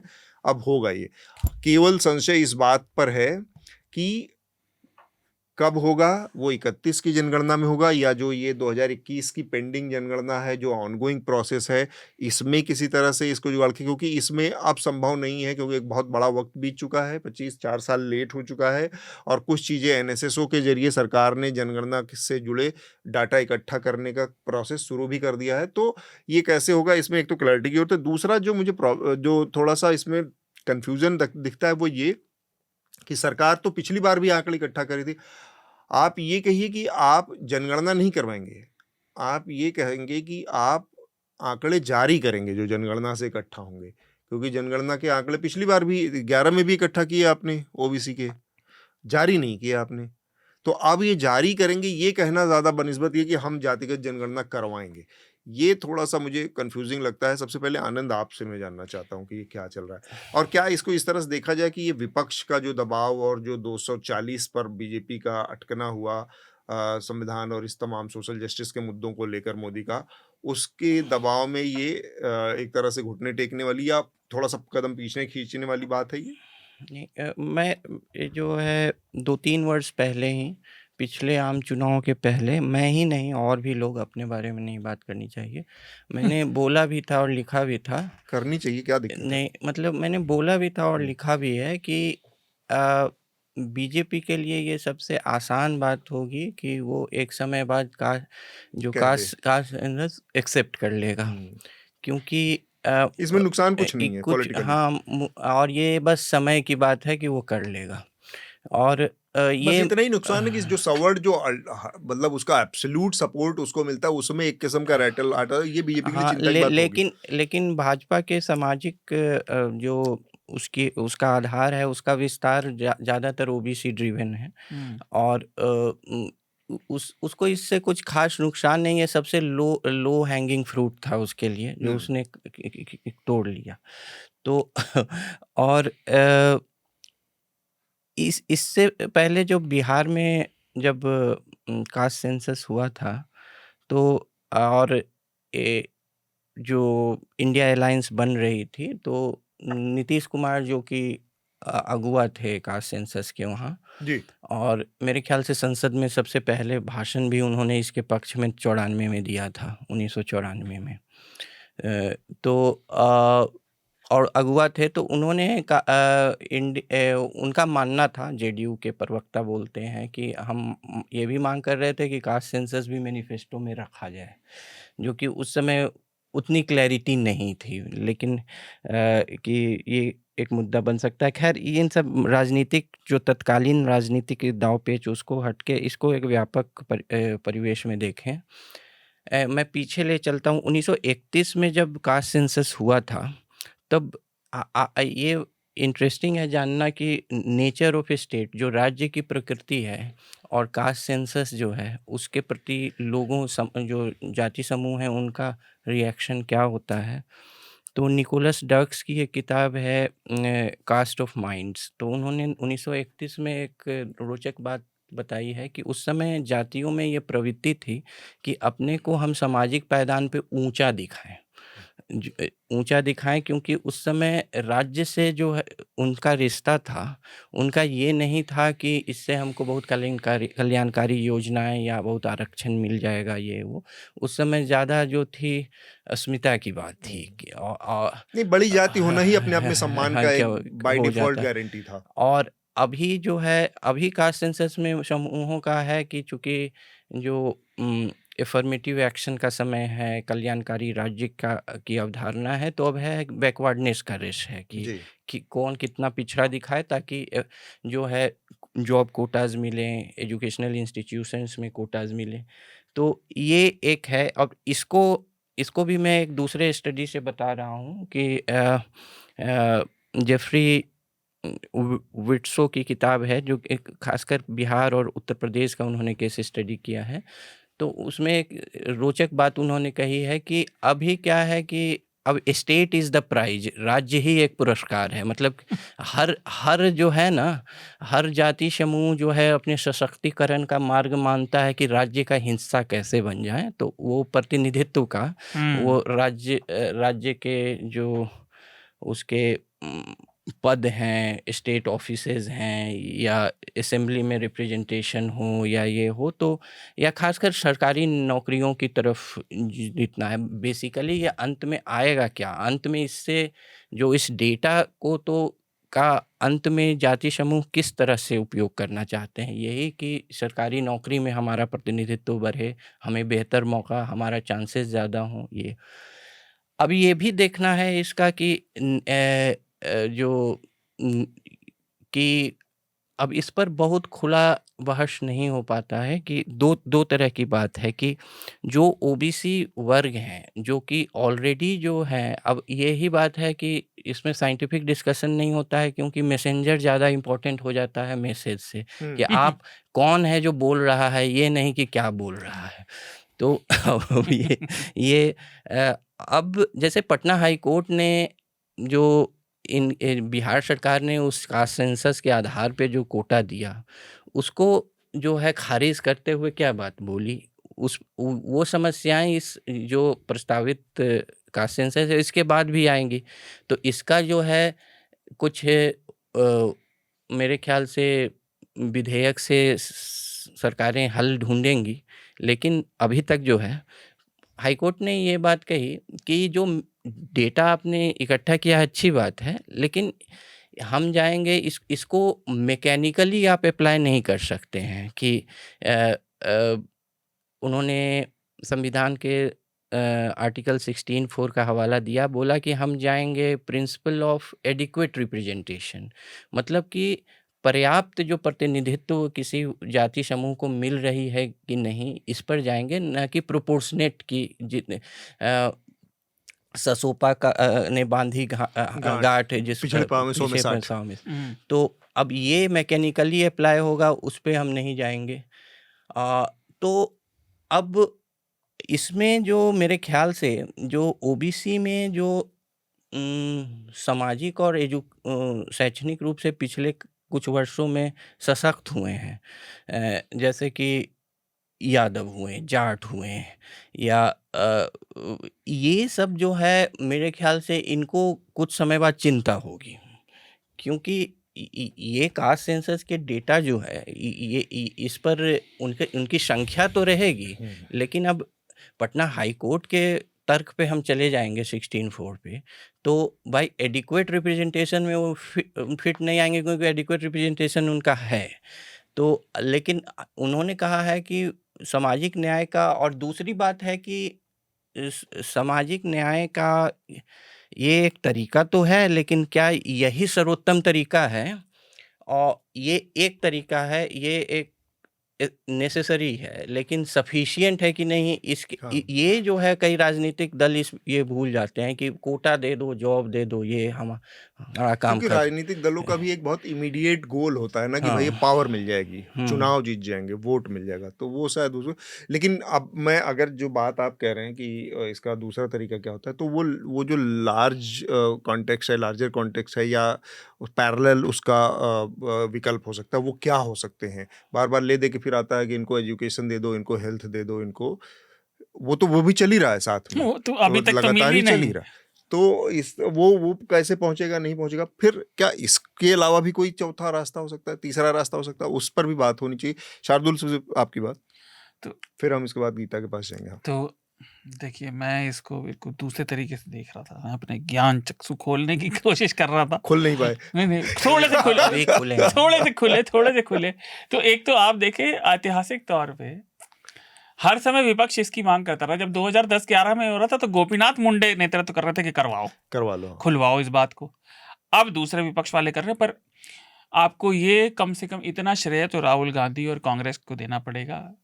वो मैं ज्यादा देता भी नहीं हूँ, चर्चा को सुनने वाले जानते हैं कि उन्होंने इस इशू को पॉपुलराइज कर दिया, और क्योंकि कॉन्स्टेंटली करते रहे, तो सोशल मीडिया में इससे बात बढ़ी, तो वो बातें होती रही। दूसरा, बिहार में ये हो गया, और पहले क्या आर्ग्यूमेंट देते थे बहुत सारे लोग इसके विरोधी, जो अभी भी दे रहे हैं कि इससे समाज में बंटवारा आ जाएगा, दो फाड़ हो जाएगी, तो कुछ हुआ नहीं।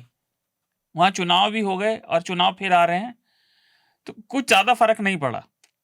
तो इससे मुझे लगता है कहीं ना कहीं सरकार के महकमों में भी ये आया कि भाई इसका इतना भी जितना हमें लग रहा था बुरा असर पड़ेगा, वो भी नहीं हुआ। जो आनंद ने बात कही कि बहुत आसान फल था तोड़ना, वो आसान तो था, पर उन्होंने वो विपक्ष की बगिया से तोड़ लिया ना, अब वो उसको उतना भुना नहीं पाएंगे, तो उसमें वो पॉलिटिक्स भी है। लेकिन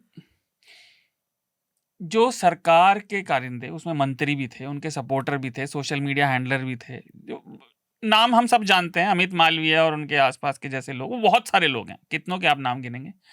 वो सरकार के ये घोषणा करने से एक दिन पहले तक इस विषय का भरपूर विरोध कर रहे थे, कह रहे थे ये नहीं होना चाहिए, भारत के टुकड़े करना चाहते ये हैं। जाति के आधार पर भारत को बांट देंगे। प्रधानमंत्री ने खुद टीवी इंटरव्यू कहा था ये अर्बन नक्सल ऐसा करना चाहते हैं। और मेरे लिए प्रधानमंत्री सिर्फ एक ही जाति है, गरीब। हाँ मोदी नहीं, जी का। गरीब और महिला और छात्र पता नहीं वो अलग अलग जगह पे अलग अलग जाति बांट देते हैं, पर वो एक अलग चीज है, उनके भाषणों की हम बात नहीं कर रहे। पर प्रधानमंत्री ने कम से कम ये तो कहा था जो लोग इसकी मांग रखे हैं वो भारत को बांटना चाहते हैं, अर्बन नक्सल हैं, और अब प्रधानमंत्री ने इसकी घोषणा कर दी। तो इससे कम से कम ये तो पता चले कि नेता किसी का नहीं होता, वो केवल अपने फायदे का होता है। और जो वो मैं ज्ञान का चक्षु खोलना चाह रहा था वो थोड़ा सा खुला नींद में, कि आप इसे ऐसे देखिए 1931 में हुआ था, 41 में विश्व युद्ध चल रहा था तो छोड़ दो, 51 से 2025 आ गया, 75 साल तक जो समाज अपनी सच्चाई को खुली आंखों से देखना नहीं चाहता, उसके प्रतिनिधि उसे जानना भी नहीं चाहते, जानते हैं तो बताना नहीं चाहते, उस समाज से आपकी क्या अपेक्षा है कि वो उन्नति करेगा, वो विश्व गुरु बनेगा, वो प्रगति करेगा? नहीं करेगा भाई। फिर भी कर रहा है। आपके घर में अगर लोग कहते हैं, खासतौर से भाजपा वाले जो सत्ता पक्ष है, वो तो कहता है कि ये पूरा भारत हमारा परिवार है, मुखिया है। जो व्यक्ति अपने परिवार में कितने लोग हैं और वो क्या क्या करते हैं यही जानना नहीं चाहता, वो परिवार की भलाई कैसे करेगा? ठीक बात। तो ये आश्चर्य की बात मुझे लगती है कि हमारे देश में इसमें इतना लेट लतीफी क्यों है भाई? आपके देश में किस किस समाज से आने वाले, किस किस परिस्थिति में कितने लोग रहते हैं और उनकी क्या दशा है, वो कितने हैं संख्या में, यही आप जानना नहीं चाहते, तो फिर आप समाज में सुधार और प्रगति कैसे लाएंगे? बिल्कुल ठीक बात है। 2 राज्यों में और तेलंगाना और कर्नाटक में कर्नाटक भी में भी विकास हुआ। सर्वे आया। एक जो नहीं, मैंने बिहार का मैंने उदाहरण इसलिए दिया क्योंकि नहीं, बिहार, उत्तर प्रदेश मैं और दूसरी बात इन राज्यों पे कास्ट का ज्यादा बात करी जाती है। नहीं, कास्ट हर जगह पूरे देश हाँ, वो में हर जगह है, वो राजनीतिक वो तत्व में। तो एक है इसमें एक प्रैक्टिकल समस्या जो आएगी, जिसका पहले ही से लोग कह रहे हैं, लेकिन मतलब वो हाई कोर्ट के ये पे क्योंकि न्यायिक प्रक्रिया पे जानी चाहिए, क्योंकि अभी हमने देखा कि कुछ विधेयक पे सुप्रीम कोर्ट का ऑब्जर्वेशन कुछ और था। तो एक तो है कि बहुत इमीडिएट दिख रहा है कि 50% वाला जो है उसको सीलिंग को तोड़ा जाएगा। तो जैसे बिहार ने तोड़ा था, 65% दिया था, प्लस उसको पर ये टूट नहीं गया ईडब्ल्यूएस के बाद? या already टूटा हुआ है। ईडब्ल्यूएस लगा दें तो 75% और बिहार में महिलाओं का भी आरक्षण है। तो ये एक है। और तो अब जो इंदिरा साहनी केस से जो आया था 50% की सीलिंग, वो तो मैं कहूँगा कि जब ये कास्ट सेंसस रिवील होगा, उसके आधार पर नीतियाँ बनेंगी, तो एक तो विधेयक आएगा। पहले एक विधेयक का ये होगा कि वो जो निर्धारण की कितना रिजर्वेशन दिया जाए, एक नया मंडल कमीशन हाँ, बनेगा और उसके आधार पे। वो एक उसके अंतर्गत, जैसे कि हाईकोर्ट का एक ये ऑब्जर्वेशन ये भी था कि जो सिर्फ प्रोपोर्शन के आधार पे नहीं, आपको देखना होगा कि जो वंचित हैं उसके और जो है पैमाने क्या हैं, कि उनकी आर्थिक स्थिति वर्तमान क्या है, सामाजिक और शैक्षणिक पिछड़ेपन के आधार पे मिलता है, लेकिन अभी क्या है, वो कहाँ रह रहे हैं, जैसे वो रेजिडेंस कहाँ है उनका, ये वो मतलब। और भी जो एक सतीश देशपांडे वगैरह जो डिप्राइवेशन इंडेक्स की बात करते थे, तो मेरे ख्याल से एक और मंथन तब होगा जब वो सेंसस फिगर्स के बाद जब वो नीति आएगी, तो मेरे ख्याल से वो राजनीति, जातिगत राजनीति को एक नया मोड़ देगी फिर। ठीक बात है। गीता, आप इसको कैसे देखती हैं, सरकार के फैसले को? पहले तो अभी तक कुछ डिटेल्स मिले ही नहीं कि ये लोग कैसे करने वाले हैं। ये सबसे ज्यादा मेरे लिए ये सवाल है कि ये इनका फॉर्मेट क्या होने वाला है, किस तरीके से वो लोग ये सेंसस करने वाले हैं, क्या सवाल पूछने वाले हैं, कहाँ कैसे करेंगे, इसमें कुछ भी क्लैरिटी नहीं है अभी। और अभी हम सब लोग चर्चा तो कर रहे हैं कि राहुल गांधी ने ये सवाल उठाए और ऑपोजिशन और सरकार के बीच में ये चल ही रहा है कि हमने पहले किया था और हमने सही तरीके से हम लोगों ने किया है, ये सब उनका चलता रहा है। लेकिन ये कब होने वाला है, कैसा होगा, किस तरीके से वो लोग करेंगे, वो सब एक अभी तक इसमें कुछ भी क्लैरिटी नहीं है। राइट। और मेरे ख्याल से चर्चा करने की तैयारी भी नहीं है, खाली ऐसे एक हवा में उड़ा दिए हैं शगुफा और है। सब लोग इसके पीछे पड़े हैं अभी। राइट दूसरा मेरा एक सवाल है कि एक पॉइंट है कि आंकड़ा इम्पोर्टेंट है, जरूरी है। राइट कुछ भी स्थिति को समझने के लिए हमें ये आंकड़े की जरूरत है ही। तो वो सेंसस के बारे में हम लोगों का कोई प्रॉब्लम नहीं है, लेकिन मुझे लगता है कि जो पत्रकारों को सबसे ज्यादा एक्चुअली जो कहानी है आंकड़े के पीछे, उसमें हम लोगों को थोड़ा सा ध्यान देना चाहिए और उसमें थोड़ा सा फोकस करने की जरूरत है, क्योंकि वो आंकड़े ही आंकड़े रह जाते थे, लेकिन उनके जो पैटर्न्स है, जो कहानियां हैं उनके पीछे, वो हम लोग छोड़ देते हैं।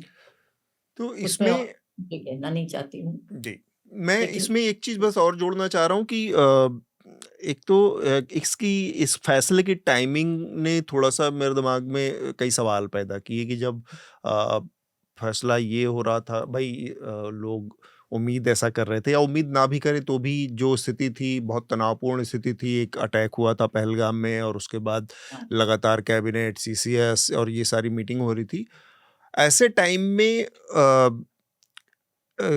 कास्ट सेंसस को कैबिनेट द्वारा हरी झंडी देना, तो उसको थोड़ा सा मैं समझने की कोशिश कर रहा था। अब ये मेरा अपना एक व्यक्तिगत नितांत एनालिसिस है, इसको आप और इससे बहुत सारे लोग टोटली डिसएग्री कर सकते हैं कि सरकार को एक तो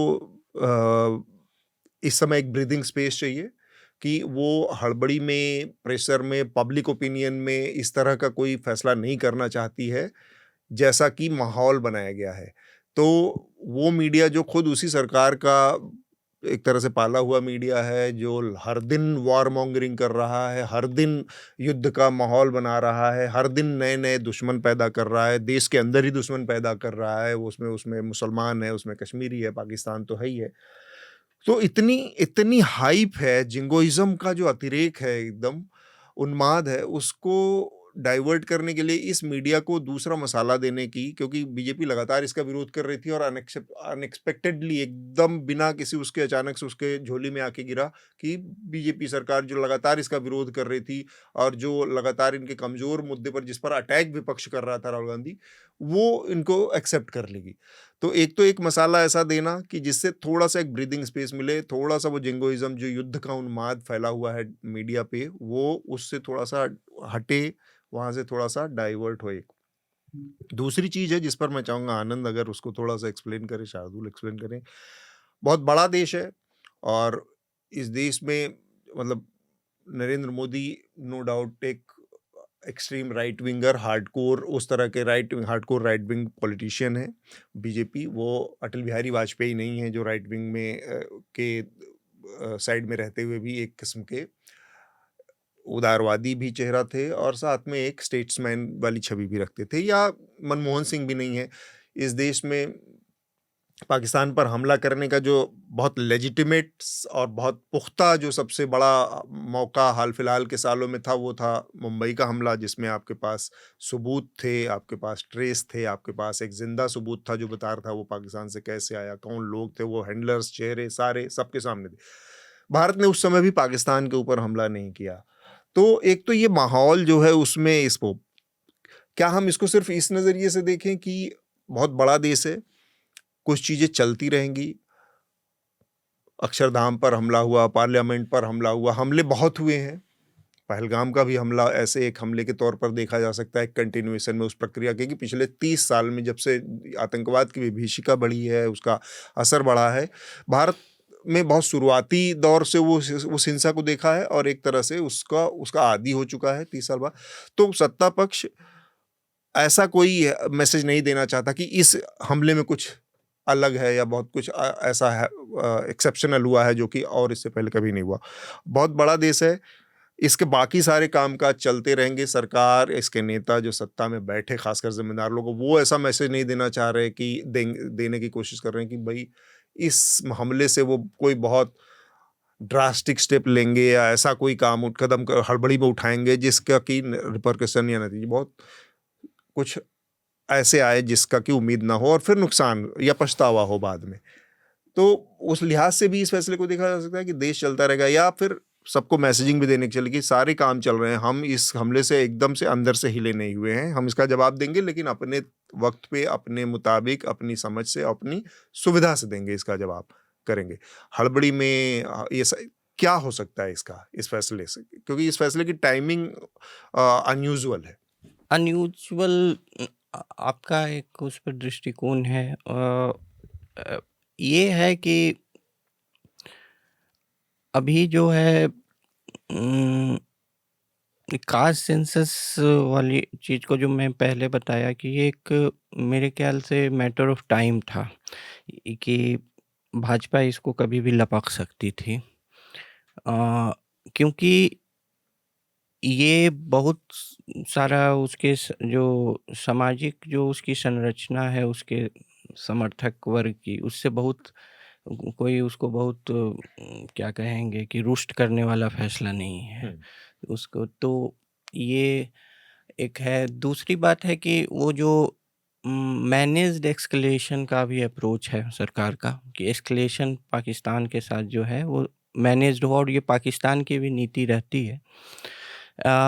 लेकिन एक एक्सपेक्टेशन ये भी है कि और किसी भी जो है एक सशक्त शक्ति जो है, जो राष्ट्रीय शक्ति हो, वो इज़राइल हो। इज़राइल में जैसे कि वो 1000 लोगों के मारे जाने वाले हमले को दूसरे तरह देखा, ऐसे उसकी थोड़ी-मोरी जो है वो चलते रहती है।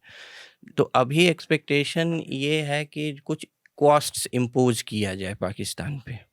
अब वो कॉस्ट जो है वो हमले का हो या कोई और उसका स्वरूप क्या हो, वो कुछ ना कुछ उसका जो है, एक तो राजनीति हटा भी दें तो एक राष्ट्रीय शक्ति के तौर पे भारत को कुछ वो दिखाना होगा। मतलब यहाँ भाजपा, कांग्रेस ये सबको हटा दें तो वो एक प्रोजेक्शन होगा, वो कॉस्ट किस तरह का हो, डिप्लोमेटिक आइसोलेशन का हो या कुछ हो।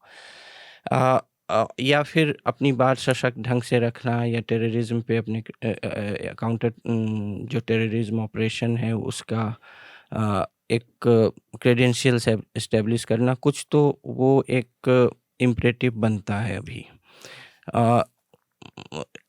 और अभी एक है कि जो राजनीति में आए तो इनका जो है, जैसा सारुल भी बता रहे थे कि ये जैसे अब प्रोजेक्शन भाजपा का है कि हम नेशनल सिक्योरिटी पे ज़्यादा सशक्त हैं जी। या ज़्यादा गंभीरता से लेते हैं, या जो पहले के आतंकी हमले थे वो उसमें इंडिसीजन वाले फेज में नहीं है, हम डिसाइसिव हैं, इवन मिलिट्री ऑप्शन को ऑफ द टेबल नहीं रखते हैं। और उसका एक छोटा मोटा झलकी उन्होंने इसमें दिखाया, बालाकोट हो या उससे भी पहले एक कौन था, उरी, ये सब। तो लेकिन उस तरह का अभी कोई रिस्पॉन्स नहीं दिख रहा है।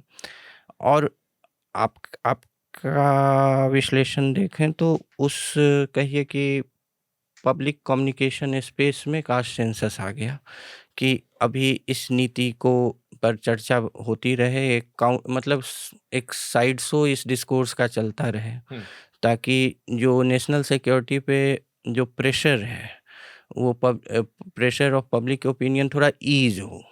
तो और ये हो सकता है, ये मतलब इसको रूल आउट नहीं किया जा सकता है, ये जो पब्लिक कम्युनिकेशन की ये स्ट्रेटजी हो सकती है। मेरे ख्याल से ये इनके बक्से में था कि कब इसको यूज़ करें, लेकिन अभी यूज़ कर लिया कि ये ठीक बात। साधु, मैंने पिछले हफ्ते भी कहा था, सामरिक मामलों में, रणनीतिक मामलों में जल्दबाजी अच्छी नहीं है। पाकिस्तान, आप अगर थोड़ा ध्यान देंगे तो पब्लिक इमेज से, पब्लिक थॉट से, आपकी परव्यू से, एकदम दृष्टिकोण से गायब सा ही हो गया था। कोई पाकिस्तान के बारे में बात नहीं करता था। हर कोई जब तक आसिम मुनीर ने वो बयान नहीं दिया, आसिम मुनीर के बयान देने के बाद हिंदुस्तान में कुछ लोगों ने किया था, लेकिन तब भी ज्यादा नहीं हुआ। इस हमले के बाद वो फिर से आ गया है। पाकिस्तान हमेशा से नेगोशिएट करता रहा है अपने इस आतंकवाद और फिर भारत से संभावित न्यूक्लियर लड़ाई के जरिए वो ब्लैकमेल करके IMF से सबसे लेता है। दूसरा, अब वो ऑब्फुस्केशन भी कर रहा है ना, वो ध्यान भटकाना चाह रहा है। कहता है कि नहीं, हमारे पास तो कोई सबूत नहीं है, भारत ने कोई सबूत नहीं पेश किया, लश्कर तोयबा तो कुछ है ही नहीं। जबकि लश्कर तोयबा उन्होंने तभी कहने को बंद किया था जब FATF से उन्हें लोन चाहिए था 2 साल पहले, है ना। और जिसकी ये रेजिस्टेंस फ्रंट की बात कर रहे हैं, इसने पहले भी कई बार हमले की जिम्मेदारी ली थी और फिर बाद में वापस ली थी। तो ये खेल पाकिस्तान का तो चलता रहेगा। और सामरिक की जो कम से कम जो पीएमओ ने स्टेटमेंट दिया कि उन्होंने प्रोफेशनल्स पर, लाइक प्रोफेशनल मिलिट्री पर और उसके नेतृत्व पर छोड़ दिया है कि किस तरीके से कैसे जवाब देना, क्योंकि जैसे आप कह रहे हैं वो एक नहीं, हर तरीके से जवाब देना जरूरी है। मुझे बस शिकायत ये थी, जो मैं पिछले हफ्ते कह रहा था, कि भारत में शतरंज की तरह आपको 4, 5, 10 चालें आगे का सोचना पड़ता है। भारत के पास ये रणनीति तैयार होनी चाहिए थी कि अगर ऐसा हुआ तो हम जवाब कैसे देंगे। ये हमारे देश में लॉन्ग टर्म स्ट्रैटेजी की कमी दिखती है। बाकी कास्ट सेंसस पे उन्होंने निर्णय क्यों लिया ये तो वही जाने, पर ये तो राजनीतिक कदम है। देखिए, नेता राजनीतिक काम ही कर रहे हैं। कल तक वो अर्बन नक्सल बता रहे थे इसकी मांग करने वालों को, आज वो खुद ले रहे हैं। तो अब ऑफ कोर्स इसमें राजनीति है, उसमें तो कोई दो राय है ही नहीं।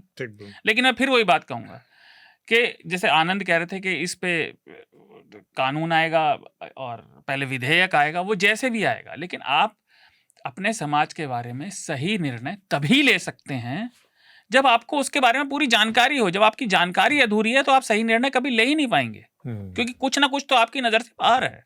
ठीक बात। गीता, आप इसमें कुछ जोड़ना चाहती हैं?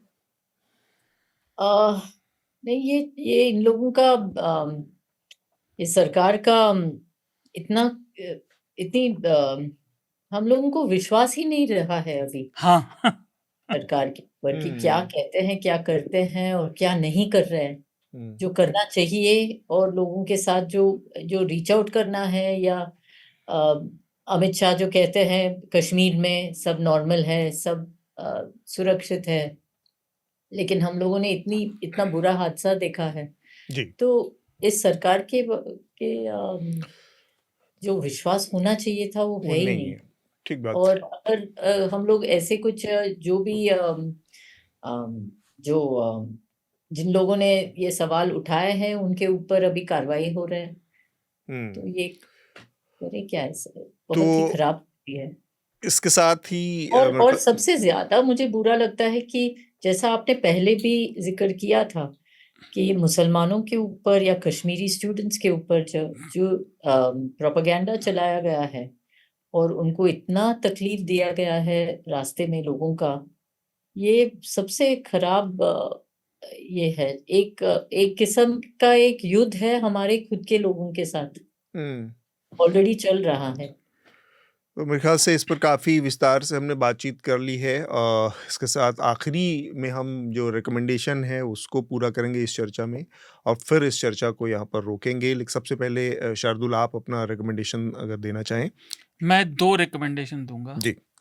एक तो एक सीरीज आई है रीचर, लेकिन वो सीरीज आप हो सकता है आपको अच्छी लगे ना लगे, मुझे अच्छी लगी।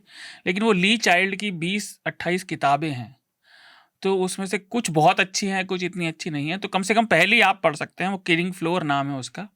रीचर एक कैरेक्टर है, किरदार, वो इन सभी किताबों में एक कॉमन फैक्टर है, जैक रीचर। तो पढ़े, वो काफ़ी इंटरेस्टिंग नावल है और जासूसी का भी है और एक्शन भी है उसमें, लेकिन it's very interesting.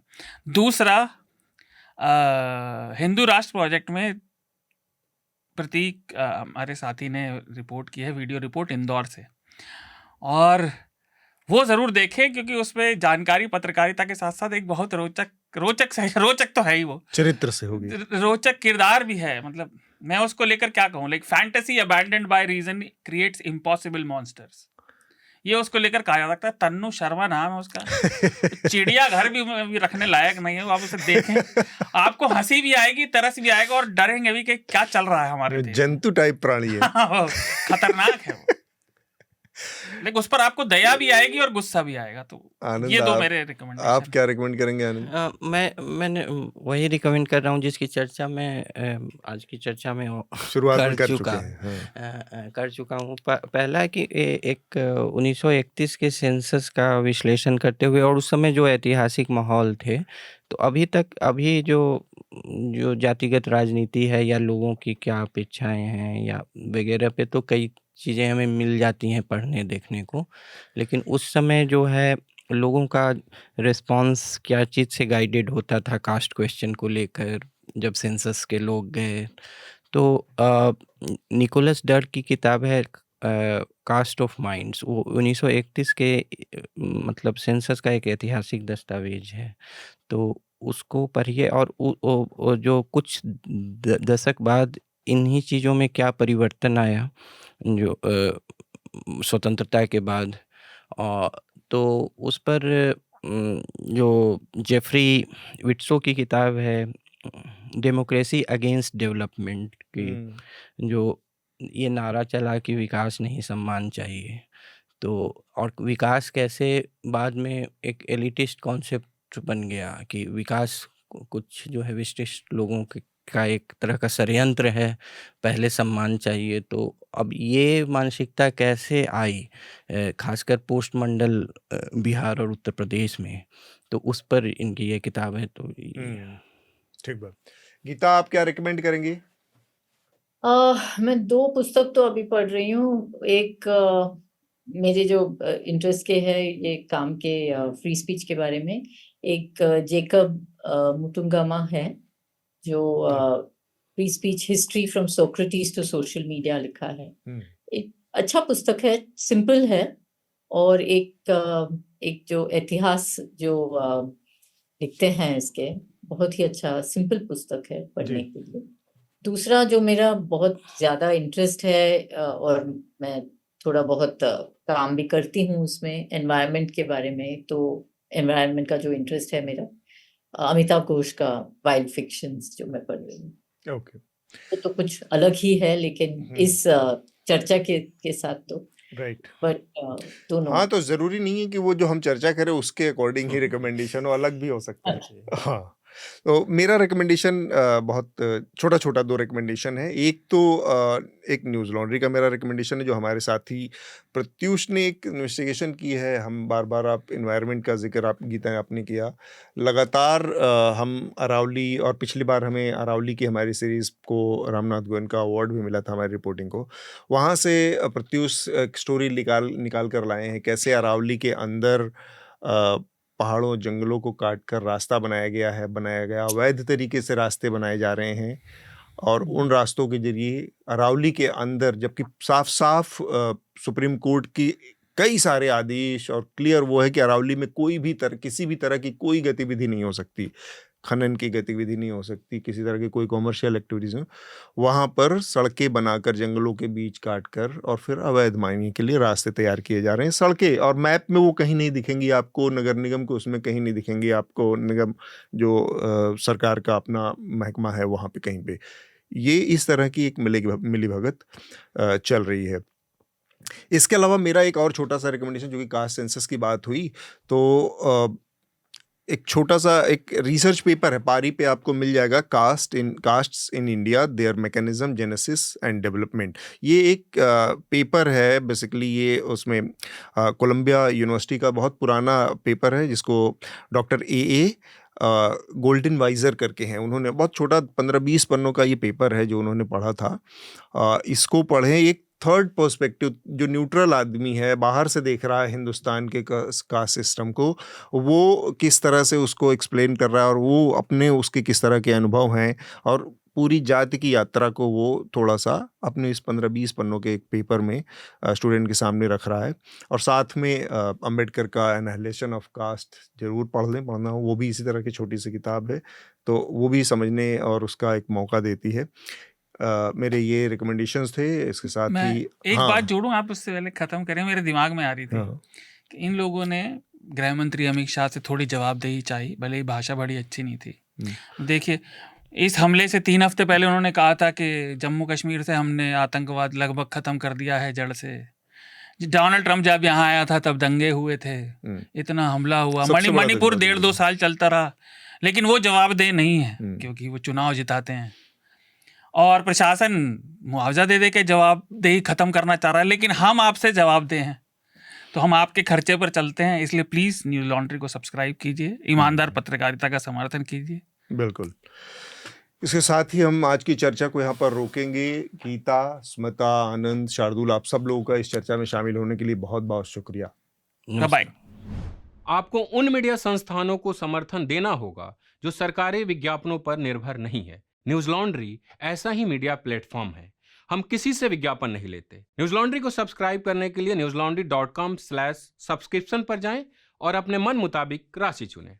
News laundry को सब्सक्राइब करें और गर्व से कहें, मेरे खर्च पर आजाद हैं खबरें।